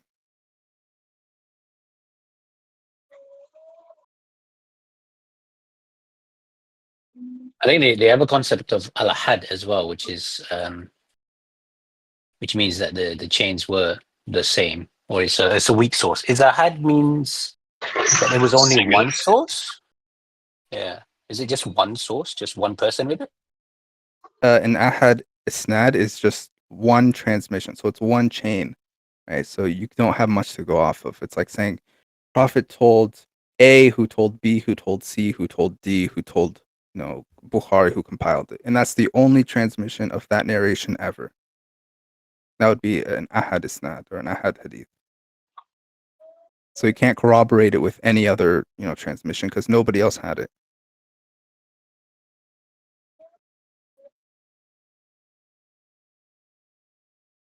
Yeah. I think the foundation of these sciences, it's not that they're entirely wrong. It's the problem is that they bake their tradition or their biases into the message, right? And this is something I covered a while ago, something called normalization of deviation. And it happens today in engineering environments or any technical environments. You start by, a given technical rule book that tells you these are the guidelines. Don't go beyond these limits. Don't go under these limits. Stick to the nominal. Hey, And then sorry. over, No, go ahead. Sorry. go on. No. I just want to make sure after this, Sister Susan asked the question. I just want to make sure we got her question. And then after that, we have the Yvonne issue to deal with. Oh, go ahead, Sister Susan. Ask your question. Susan asked a question in the chat. She said, how did the children of Israel inherit? They roamed the earth for 40 years. I think they inherited before that, right? So my understanding is that they took some gold or something from Egypt and left. They got the treasures of Egypt, right? You go put that verse. It says they took what the. Does somebody look at that? It says they inherited what the Egyptians left. Let's see. Do you know which verse I'm talking about? Do you have the verse yourself? Mm. It says they took the. It says they took the treasures of Egypt, right? There you go. So here you go. Uh,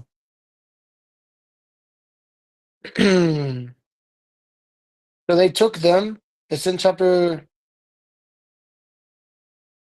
29, 2659. I mean, McClinton mentioned this. It's really interesting. He says, well, why is Pharaoh chasing? Why is Pharaoh chasing the children of Israel? To enslave them again? Or did they take some treasure with them? They wanted the treasure back? What's going on here? It says, consequently, we deprived them of gardens and springs and treasures and an honorable position. We made it an inheritance for the children of Israel.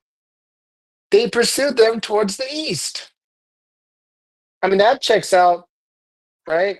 If it said west, it would be strange because Israel is east of Egypt. But if it said that he went west, then there would be nowhere to go. We just go to North Africa.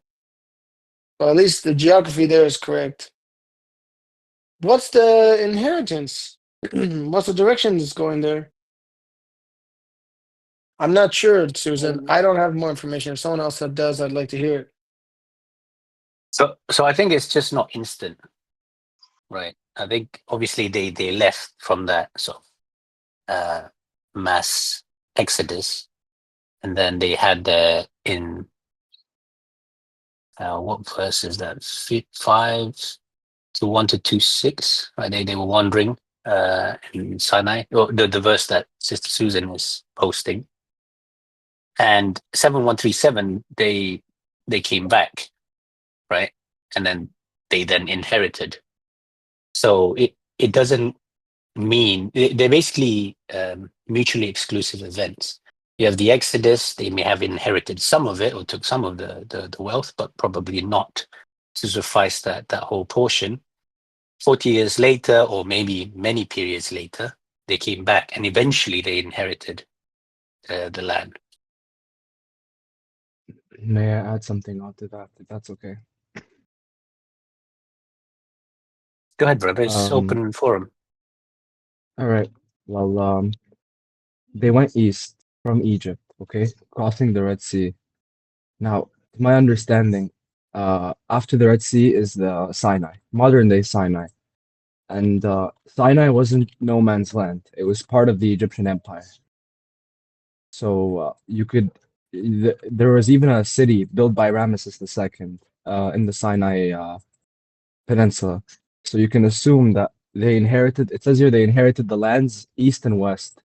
So according to what side's saying, that they came back and they inherited the west, which is towards Cairo and Egypt, and to my understanding. But Sinai, which is to the east, was part of the Egyptian kingdom. So once they crossed the Exodus, they did inherit Egyptian lands technically, since that was still Egyptian lands. They didn't go, they did not completely leave the lands of Egypt. Sinai was still a part of Egypt. And yeah, that's just what I want.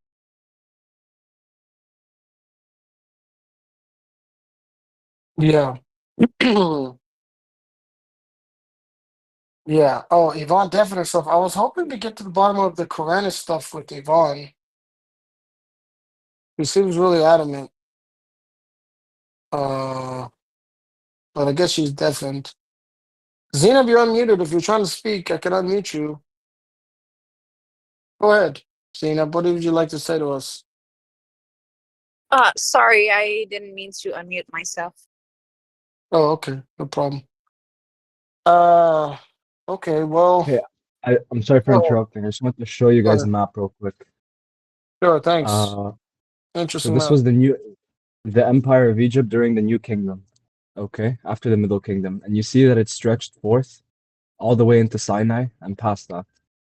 So it's the Sinai Peninsula was a part of the Egyptian Empire, but obviously Pharaoh and his hosts drowned, so no one's really coming after them. So to my understanding, they inherited the lands east after the Exodus, and whether they came back or not, I mean, I don't have enough knowledge for that. But yeah, that's it. Yeah, so Yeah, Yvonne I is posted it in the definitely. submitters chat. Yeah, that's fine. Sorry, I keep going now. understand. Yeah, post wherever you want. Yvonne is deafened, but it's interesting because I notice a lot of these kinds of people that are so fierce against us, they don't usually talk to us directly. It's always behind a barrier. She's saying, so words are not taken out of context. Now, what's interesting is that in communication, tone of voice is a big part of it. Obviously, the best is, person in face to face because you have body language, you get the tone of voice, you can, see how they're acting and stuff. But the next best option, if you're not face to face, is to have a voice conversation. Now, Yvonne seems to think it's more appropriate to have a text conversation, but this reminds me of the verse 59:14. Says they do not get together to fight you unless they are in well-shielded buildings or behind walls. They might appear as formidable among themselves. You would think that they're united, but in fact, their hearts are divided. This is because the people do not understand. So,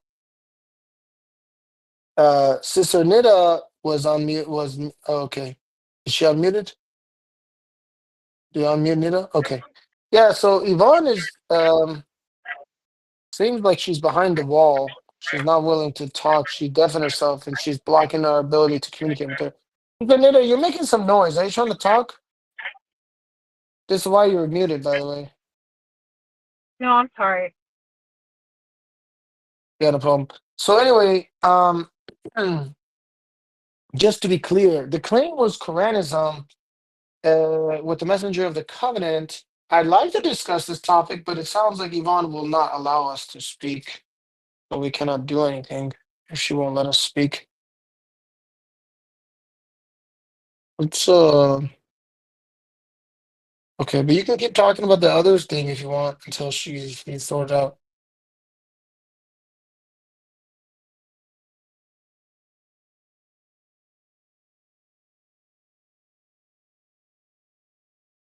Yeah, that's too bad.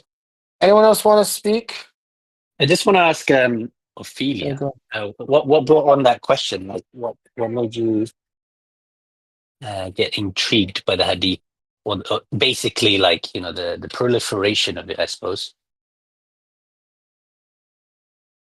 Well, I guess I was just wondering, like, how quickly something like that would get around. Like, it could take, like, I mean, 100 years for some people in like desert areas to find out something.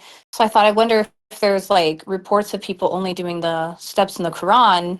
I just started thinking about like, when did it change?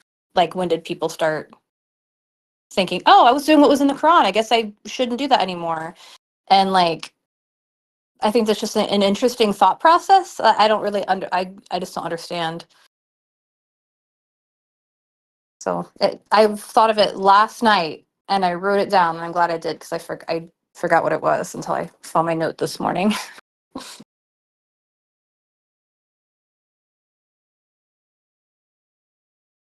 So that brings me a question.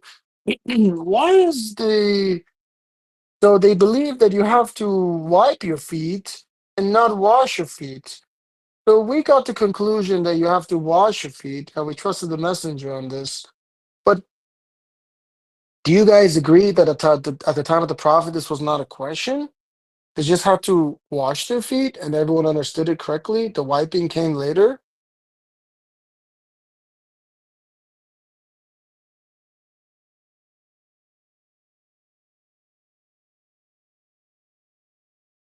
Well, I'm like also curious about like the different versions. Like if somebody was like the word is same, right? Regardless, like it's not like a different version of the Quran has a different word for that one, right? Or does it? Yeah, I think it's ajulakum and ajulikum. Oh, Yeah, they're different words depending on the qira'at. so Mm-hmm. I wonder It then when it depends. changed. It depends on the grammatical uh, context or the location, how they put it in the grammar in the grammar position. So either a subject or an object. It makes a difference in the harakat. So arjulikum is different than arjulakum. So it makes it either it is it changes the meaning if you change the haraka. This is why they were confused if it was wiping or washing.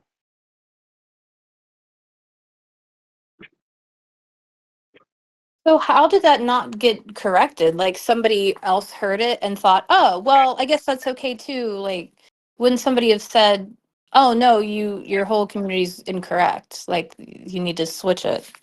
Or were they Because just not like, everybody, not everyone knows grammar.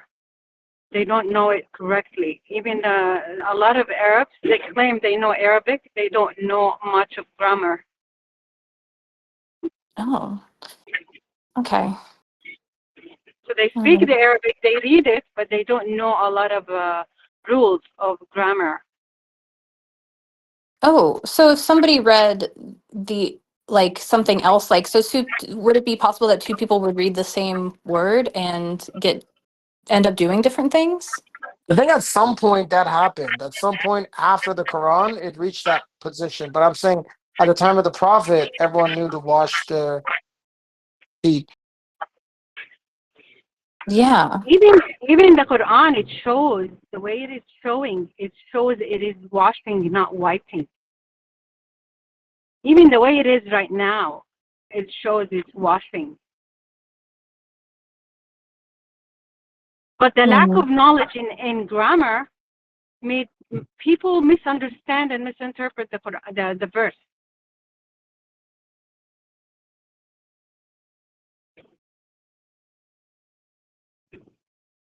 So I would explain if it wasn't I'm driving right now, but it's just a sentence. It makes a difference in where you put the haraka, how you pronounce the word. It makes a difference in the meaning.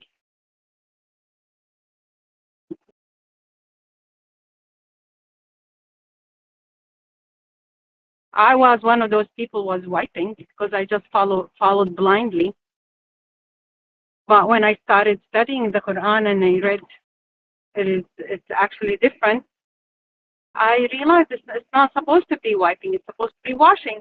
And when you talk to scholars, they also followed blindly. They don't want to even bother about confirming if it's wiping or washing. They just go with the group. They go with the majority.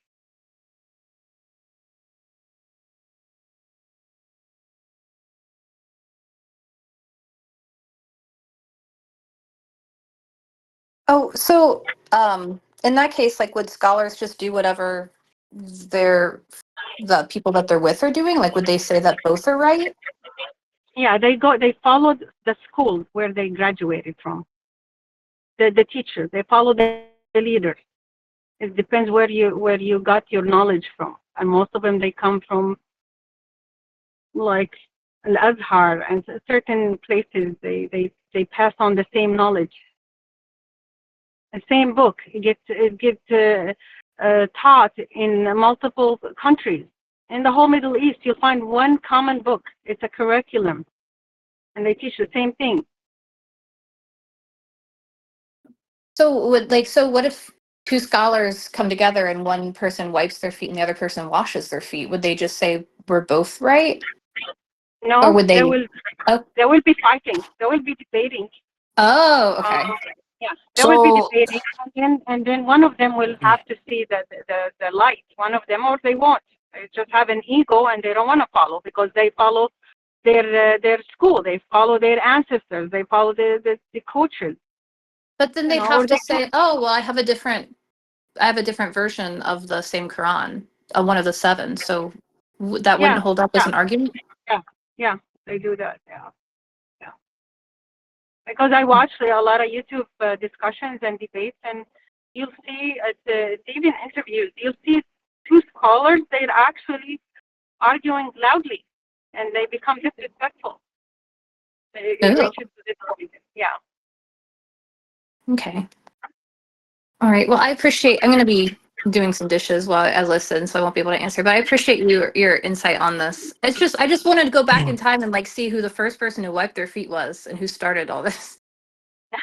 And then I mean I'm sure there's way more, but like it's just so weird to think that at one point one person did it, and then or maybe a few people happened to do it at the same time without realizing it, and it just started a new thing. Here's an example. I put my kids in a school here, Islamic school, elementary Islamic school in the U.S. And we got the curriculum, for them. The school has given them their curriculum. Then I decided to move them to Middle East, where they learn the Arabic and the religion in the right way. It turned out that the books, the curriculum in Middle East is the same book I have in the States where I had signed them in the Islamic school in the United States. Look how the word of mouth and how the educational system in the countries they influence even the schools out of the country. Which is, I believe, it is a curriculum is funded by Saudi Arabia. Yeah, so they control the education. They control what you put in your kids' head, what you teach them. So if the source is one and it's branching to all these countries, of course you're gonna have millions of Muslims believe in one thing, the same thing as the same wrong thing. Yeah, and if that's in print, it must have been so bad before people had print or books. Like, and couldn't communicate with somebody outside their country ever. No, you have to do your own homework. This is what we've done. Yeah. Yeah, it would be interesting if like we could find somebody's, I don't know, like somebody's diary or something from like before the hadith got spread far and wide, but I don't think that's going to happen. Or maybe they exist, I don't know, but I would be so curious. I think God's plan is planned it this way, and I think it's maybe for the best. We have to accept it the way it is. Yeah, that's true. Just I don't know, maybe we'll find our version of Dead Sea Scrolls.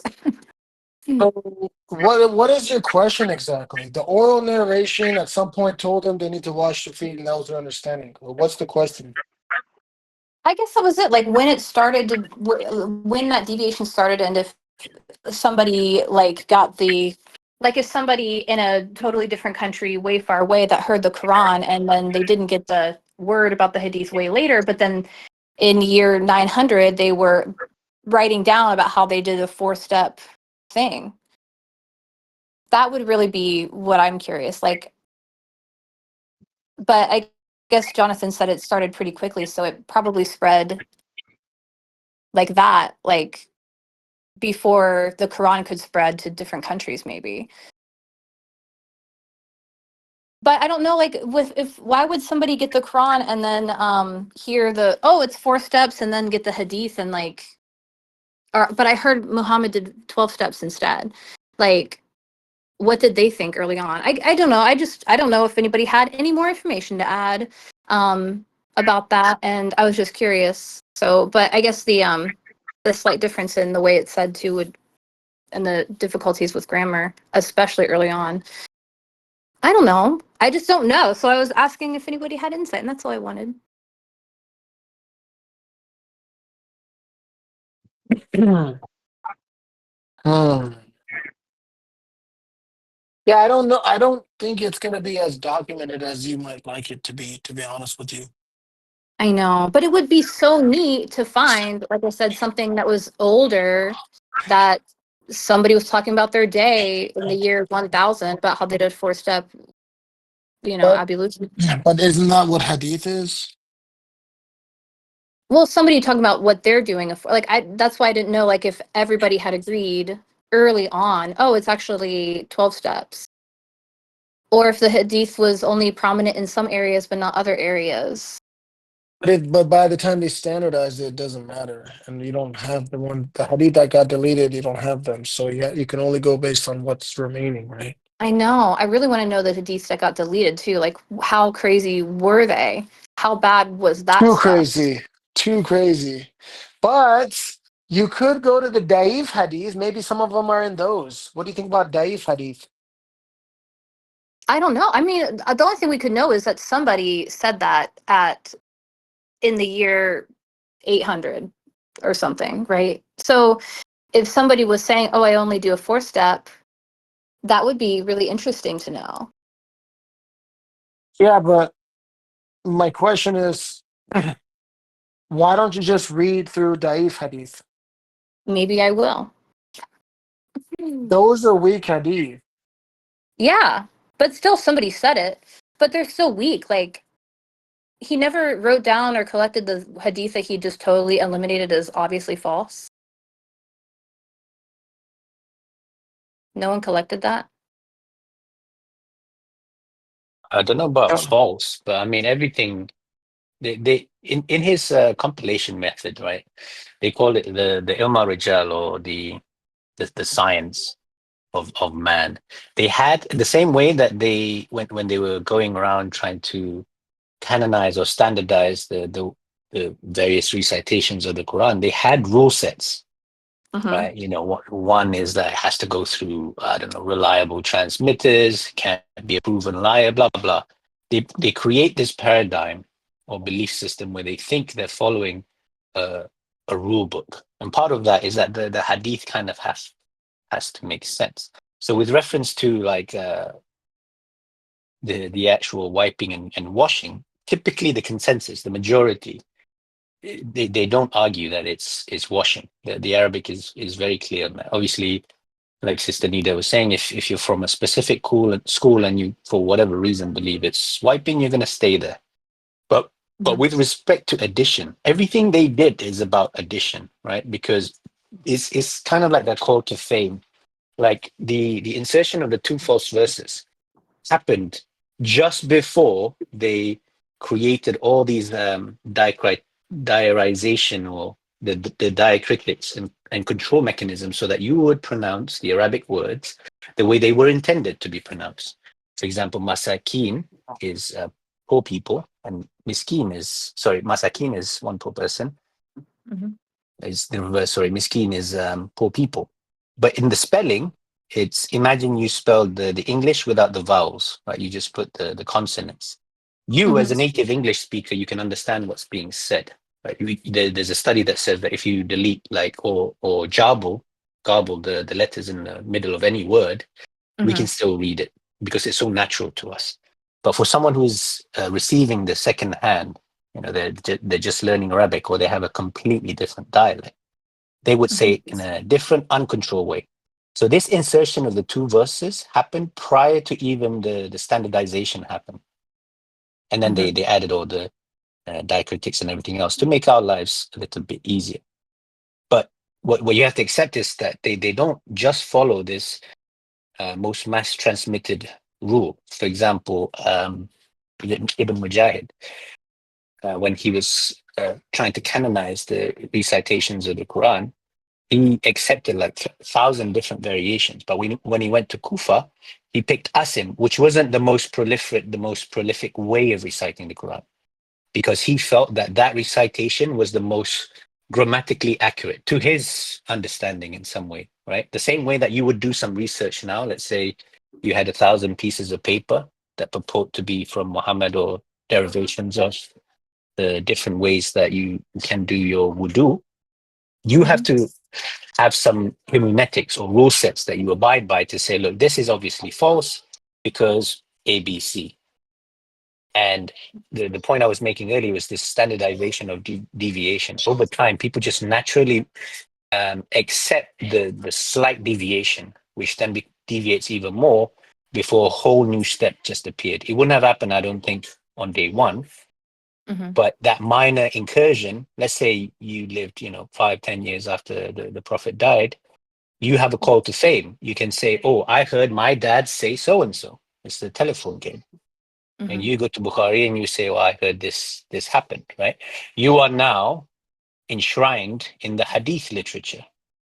And to you, it was a minor thing because you may have actually heard it. You're not careful with the information that you carried forward. So this deviation happens over time. And then, 1,000 years later, or many hundreds of years later, people don't even question it. The same way we don't question the sciences today. If you question, any number of understandings. Oh, very nice. You gotta go. But I don't know if that made any sense. It did. Yes, thank you.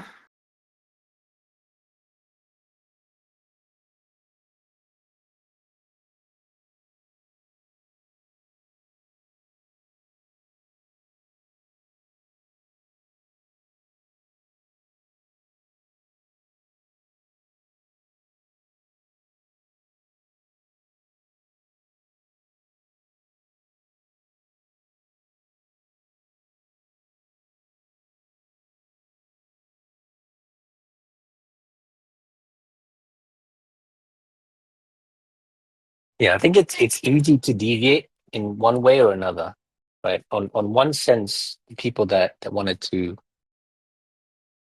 I don't know, idolize the prophet or wanted to deviate the message, they can just add stuff to it. And in another way, you can idolize yourself, right? How Quranists work, they look at the Quran and they interpret it however they wish. So, for example, that book, we've spoken to Arabic speakers, the verse 5-6, it says, "Wamsahu bi ru'usikum." And the critical word there is bi ru'usikum. Bi is of, ru'usikum is your head. Very good. And the other part of that is and if you read this in English, it's the same confusion. Imagine I say to you, wash your face, then your hands, wipe your head, then your feet, right? You don't know for certain that I've said to you to wipe your feet. And in the Arabic, there's something called the genitive and the accusative case. The genitive case is basically like a weak clause. The accusative case is the preceding verb that overrides the whole message. So the washing is the accusative case.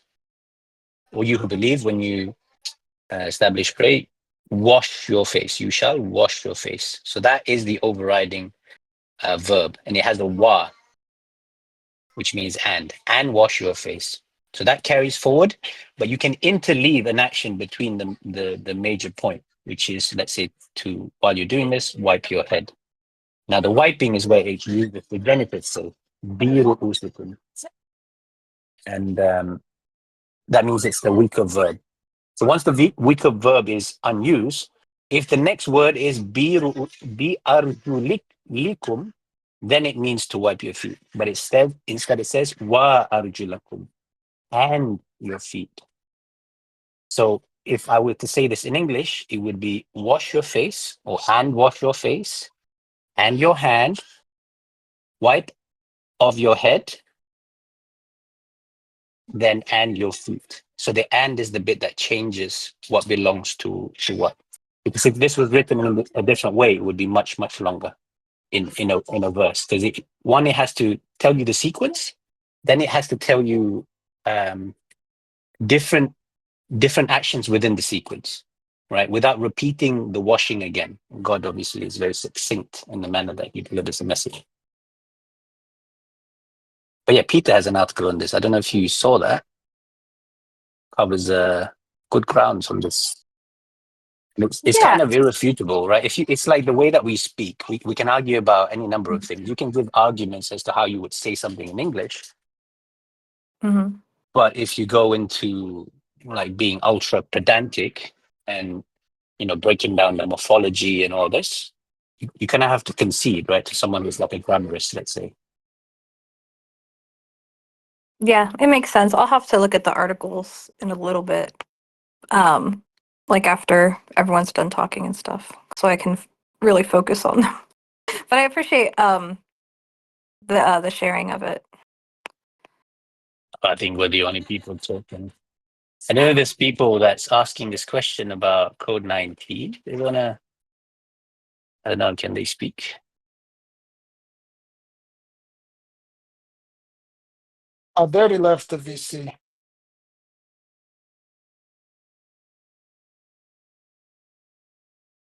Hey, Assalamualaikum. Just a couple points Peace. regarding Ophelia's question and whatnot. So what's fascinating is a couple things. So one is in the context of Bukhari. So Bukhari, during his life, he died in exile. He wasn't like looked at as, oh, this is the person you need to go for these rulings. He was kind of neglected until the turn of the millennium. So around the year 1000, people realized that they had such a balloon of millions of hadith in circulation that it was unmanageable. So then they started saying, hey, we need to go back to this, what they called the Sahih movement, where they picked these 6 books and they said, okay, these are the ones that are going to be, part of our canon. And that itself was like, took hundreds of years before it was like fully accepted by the 4 schools of Sunni Islam. But then specifically the backstory regarding this is actually really funny. So one of the classic hallmarks between the Sunnis and the Shias was if they believed if you wash or wipe your feet. Okay, so the Sunnis were of the mindset of that, hey, you wash your feet, and then the Shias were that you wipe your feet. And the idea is like, oh, okay, well, look, we have this dispute. Let's go back to the Hadith and figure out which one it is. And the funny thing is, what ends up happening is they say, okay, guys, it's not 4 steps; it's actually 11 steps. With a lot of discrepancies between that. And it's not, it is wash your feet, but if you have wool socks, then it's white. So it's like somehow wool socks got included into this mess in addition to all these other additional steps that you start with your right and then your left and blah, blah, blah. So this When was was like, that one added? what's that? The wool When was socks? the wool socks? Yeah. Yeah, so during I mean, this comes later when they start canonizing kind of the hadith, that they say, okay, there's a ruling that if you have wool socks, you can wipe them. Um, Oh, so nobody said anything about wool socks until like hundreds of years after even Bukhari, no, I maybe? mean, none of this stuff was, that's the thing is like you had millions of hadith in circulation, right? Mhm. Most people didn't take this stuff seriously. They said there's no credibility to any of this. And it's not until later that they say, well, look, no, we have El Murajal, we have the science of hadith, and therefore, if we can prove that it's true, you have to accept it. But this process took hundreds and hundreds of years, right, before they came to this kind of like general take. Up until that point, it's like no, this wasn't a thing. Like people weren't going and looking up, Sahih hadith. That wasn't even a concept, right? There was no concept of Sahih authentic until much later. We're looking at things through the kind of narrative of what Sunni Islam wants us to believe. When you actually look at how these things transpire, it's so different. I mean, it's utter chaos. But they want to, try to package this as if it's like, oh no, every narrator they came and they had this beautiful isnad and they had the biographies of all these people and like it's so Oh, clear cut. when was the biography of Bukhari written? Was So that? this is the funny thing. Bukhari had a biography, okay, but he wrote it after his Sahih compilation. There's no connection between his basically his biography of the people, and his actual compilation. They're two completely different works. They have no relation with one another. The big reason is you're talking about only a subset of the individuals in his hadith are actually even included in his biographies. And then even then, the vast majority of the biographies have no dates of birth and only a small subset mention dates of death, right? You're more likely to find who colored their beard and who didn't than you are to find their birth and death dates. So this whole concept of like, oh, Bukhari had such a rigid, requirement for who he accepted. Again, this is a later stage narrative that they apply to Bukhari. Oh, okay. Yeah, I remember you said that the other day. Like they didn't do the yeah, like oh wait, I don't remember how you worded it, but yeah, something like that. Like the people that were to be trusted came later, right? Or how much you Yeah, can trust a person came so later. it's a circular argument. They say, look, Bukhari included these individuals in his compilation. Therefore, he considered them Sahih. Therefore, they're Sahih. Oh, Right? So okay. they put the cart before the horse. They want you to think that first they had the biographies, then they sifted through all the hadith, then they selected the ones that are Sahih. And that's just not the case. Those biographies didn't exist. For whatever reason, they selected these hadith as Sahih. Then later on, they say, okay, these individuals must be trustworthy. Oh. Do we have any writings from people before the hadith became like a big thing of people like complaining, like why are they trying to do this, or Oh, people yeah, that yeah. totally Oh, I mean, okay. most That of the would be stuff, really interesting. the challenge is what we have. It's similar to, like, say, the problem you find in Christian literature. Mhm. We have these writings of basically from the people who refuted them. Mhm. Right, so we have like books where Ibn Qutayba writes about his refutations towards those who reject hadith. Mhm. So we don't have the actual individual's writings. We have what the refutations of those writings are. Okay. But yeah, I mean, the whole concept was Muslim Mutazilites, right? And then even proto-Sunnis and stuff, they weren't of this mindset. Sunni Islam is something that kind of came into fruition. Again, you're talking about like 1,000 years. Sorry, the year 1000. Prior to that, it's like, yeah, you have these different kind of schools of thought. They're at odds with one another, and they're vastly different than what they are today. Perfect example is Abu Hanifa. It's considered the kind of the oldest of the four schools of thought. That, for all intents and purposes, like the guy put zero emphasis on hadith. Mhm. Oh, do people follow that today? What they did is they actually concocted fake books attributed to him, saying that he was prominent in hadith. And there's a whole like class of research around this, that these are all fabrications. They're not actually from Abu Hanifa. So the average Muslim is under the impression that, you know, Abu Hanifa has like a musnad of, you know, 1,000+ hadith narrations, that he was constantly using hadith. But what's funny is like these books, they're not even referenced until you're talking about like 300 years after the death of Abu Hanifa. And it's very similar to, like, say, for instance, Christians with Trinity. They tell you, oh, all the church fathers believed in Trinity. Right? Oh, And you yeah. say, well, that's weird. You know, it's like, because when I actually read what we have from them, you know, none of them are propagating this. Can you recommend like a book about some of like how this was collected that would also be on Audible? The best, yeah, okay. The best book, it's Uh-huh. Muhammad's Legacy in the Medieval Period, if I'm not mistaken. It's Jonathan Brown. That's probably the most comprehensive. But keep in mind, the guy himself is a Hanbali. But as far as just like something that's, you know, you can follow along and like read, that's the best source. The challenge is we are kind of that front line of uncovering a lot of this material. Right? Like Mhm. today in Christianity, you have tons of scholars and authors who publish all these kinds of works showing the flaws in like Christian theology. But when it comes to, you know, Sunni Islam, just traditionalism in general, that is very on the fringes, where academia is just starting to kind of sink their teeth into. So most of the stuff you'll find is in articles, or just like the stuff that literally we're putting together. Okay. Okay, I have a lot to think about, but I'm gonna look up the book. You said the book was on Audible on the Audible I would app or assume no? so. I mean, I would assume so. I can't say definitively, but that's like a, you know, it's a mainstream book, and it's got it does a pretty good job as far as getting into the minutia on a lot of the stuff. If you Okay. want an easier read, he has one that's more for the masses. It's called Misquoting Muhammad, trying to Yeah. play off Bart Ehrman's. But honestly, I don't Oh. think that one is as good Mm. as the other.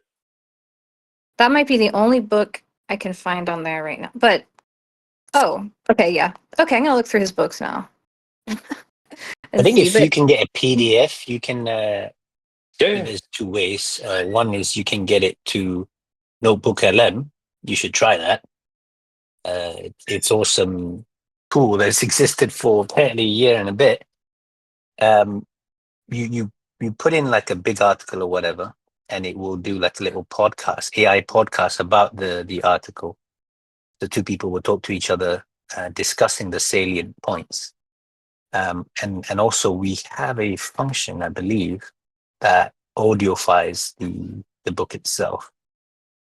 If it's not already out there, right? I like to summarize articles and stuff like that, that I get just the major points.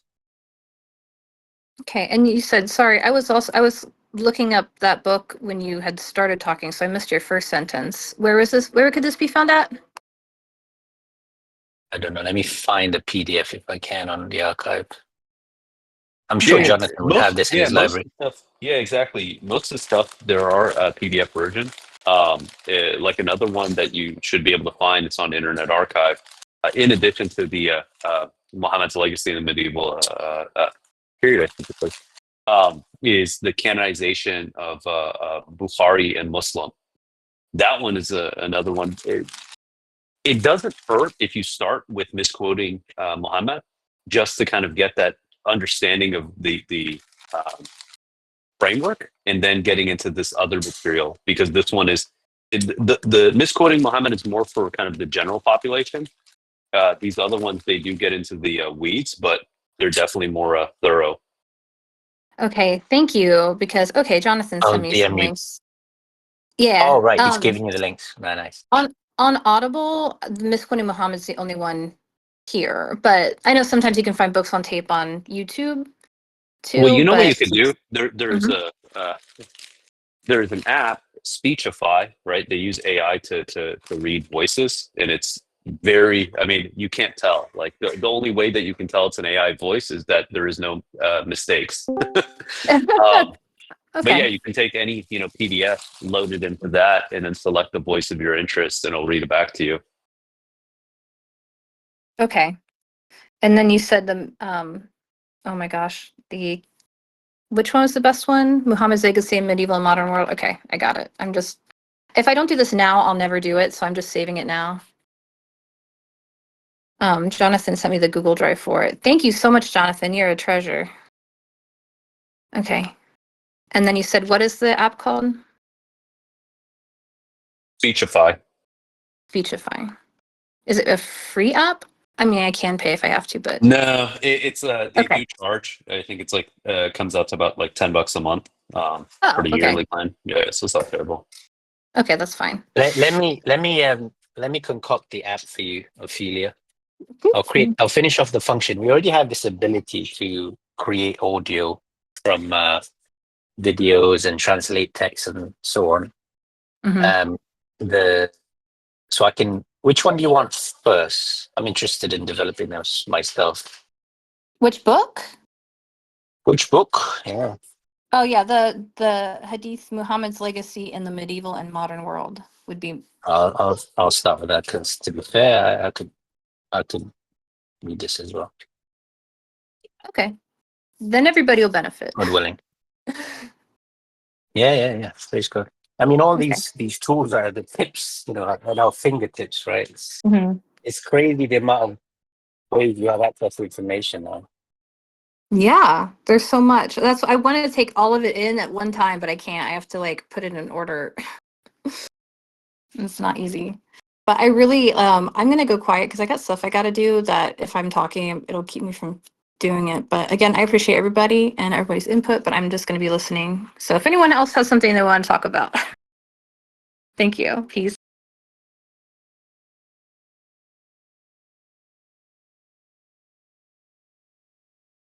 Oh, I did. I don't know if Sister Mila's here. She's probably not. But I've postponed the meditation to let's see, that's 7 hours from now, just so that it gives me a chance to sleep. It's an early start, and it's coincides with the time that they have their meditation anyway. So I think it's a good connecting point. And also, if you haven't watched, there's this video that I posted called "Bounded Spirituality." It's from the Friday sermon. I would have a look. The media is good. The content, it's okay. Basically, it talks about how we're limited in our understanding. It's something called bounded rationality. You can't process all the information to be able to make the best possible decision. You have a finite sources of materials in front of you. You kind of just have to pick and choose and move forward. But specific to spirituality, you need an external influence to guide you. And if that influence is given to you, i.e., God's revelation, you should accept it. That's the only way we can come to the truth without kind of any confusion or, let's say, the injection of our ego, or not being tricked by the devil itself.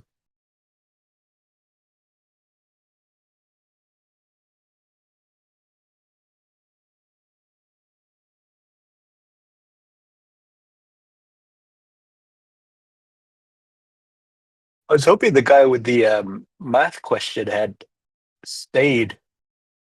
I find it bizarre that the guy was saying just because something is 1 in 1.24 quadrillion doesn't mean that it's legit, right? By definition, it means that it's from God. That's literally the definition of a miracle.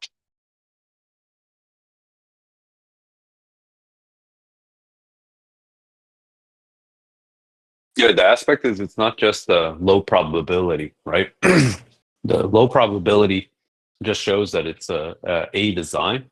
And then B, if you say that it's designed, then the question is, okay, who designed it, right? But if people are saying no, because there's a low probability, it means that it could be a coincidence. It just gets to the realm of absurdity, because nothing else in your life. If I say, look, there's a 1 in quadrillion, chance that you drive you're gonna which will perish. People are going to be like, oh, okay, I'm not going to take that chance. That's too high for me. My threshold needs to be 1 in uh, manifold times a quadrillion. We operate in life with way less than that, and we call it certainty. But then when it comes to this realm, it's just funny. All rationality is lost, and they set the mark so high that in essence they can kind of dismiss anything. Yeah, I find it odd. Like in can't remember which one I was talking about the 10 dogmas that science has, and people kind of cling to this idea that if I believe in science, I don't need God, right? Science has explained materially bulk of the unexplainable in the physical laws of the universe. But the truth is, at best, we've explained 5%. For example, when we look into the universe and we look at the masses and the forces that are holding us together, it doesn't add up. The only way that it makes sense that we don't all collapse immediately and go into the center and it doesn't have the spiral form is if there was black matter. And then because if there was black matter, which is too much, they then need dark matter and dark energy to then balance out these equations. They equate to 95% of the observable universe. So 95% of the universe, scientists, the best minds in the world, don't understand. They look at that and they say, oh, we don't know. We'll just call it black matter or dark matter. We'll just call that dark energy. And then, like we've cited this before, the creation of the universe from the singularity, the probability is so low you can't even write the numbers down. If all you did was write the number of zeros for all the elementary particles in the universe, that's way more than 10 to the 80, you still wouldn't come close.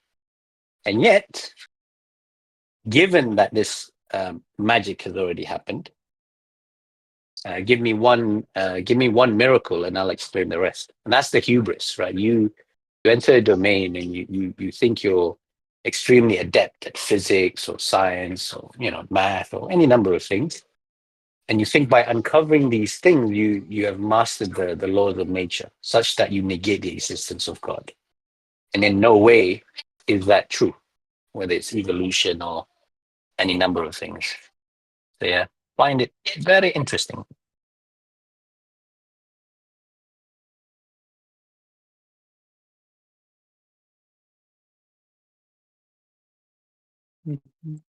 I find it fascinating that the arguments for intelligent design, they transfer over perfectly when it comes to the authenticity of the Quran. It's the same argumentation. You say, look, you have one of two choices. Either you say that this is a coincidence or it's design. It's like someone who's going to say, no, this whole thing is just a coincidence. There's nothing to see here. The level of belief, faith that requires is just beyond absurdity. It's much easier it's a much simpler, like straightforward premise to be like, yeah, it's just design.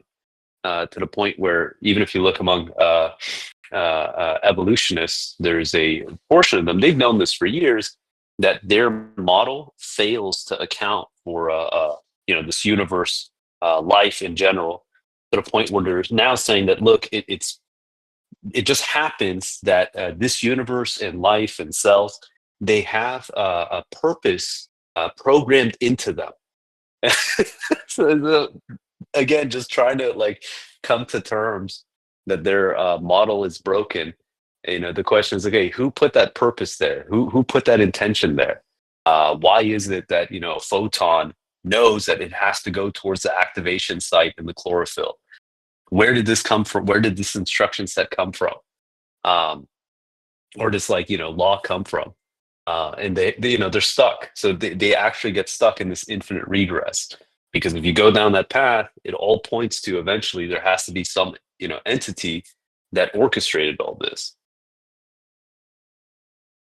Yeah, it's the simplest explanation is this is by design. That's step one, right? Once you understand that this was deliberate, then you can uncover layers into why that was done so. But if your first port of call is to negate the fact that this was deliberate. For example, like the evolution stuff. Like even Darwin had doubts about the theory of evolution. When he came up with this theory, the stumbling block for evolutionists is the pre-Cambrian period. So there was a Cambrian explosion of like life forms, all with like different designs, different like let's say branches in the tree. They're all different species. All of them perfectly designed with certain functions to specifically suit their environment. How would they have known that by chance?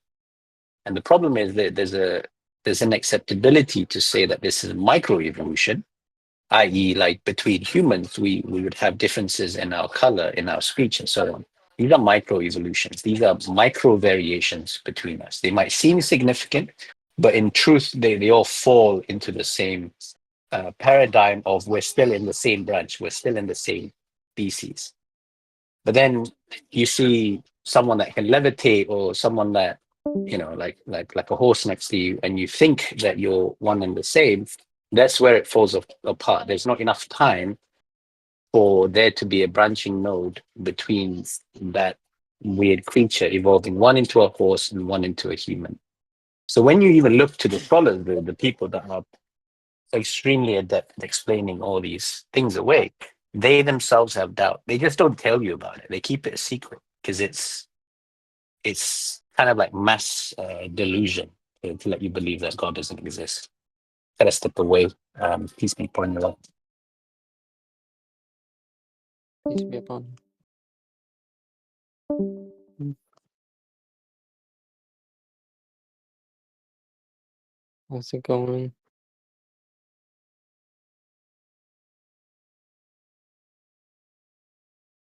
No answer.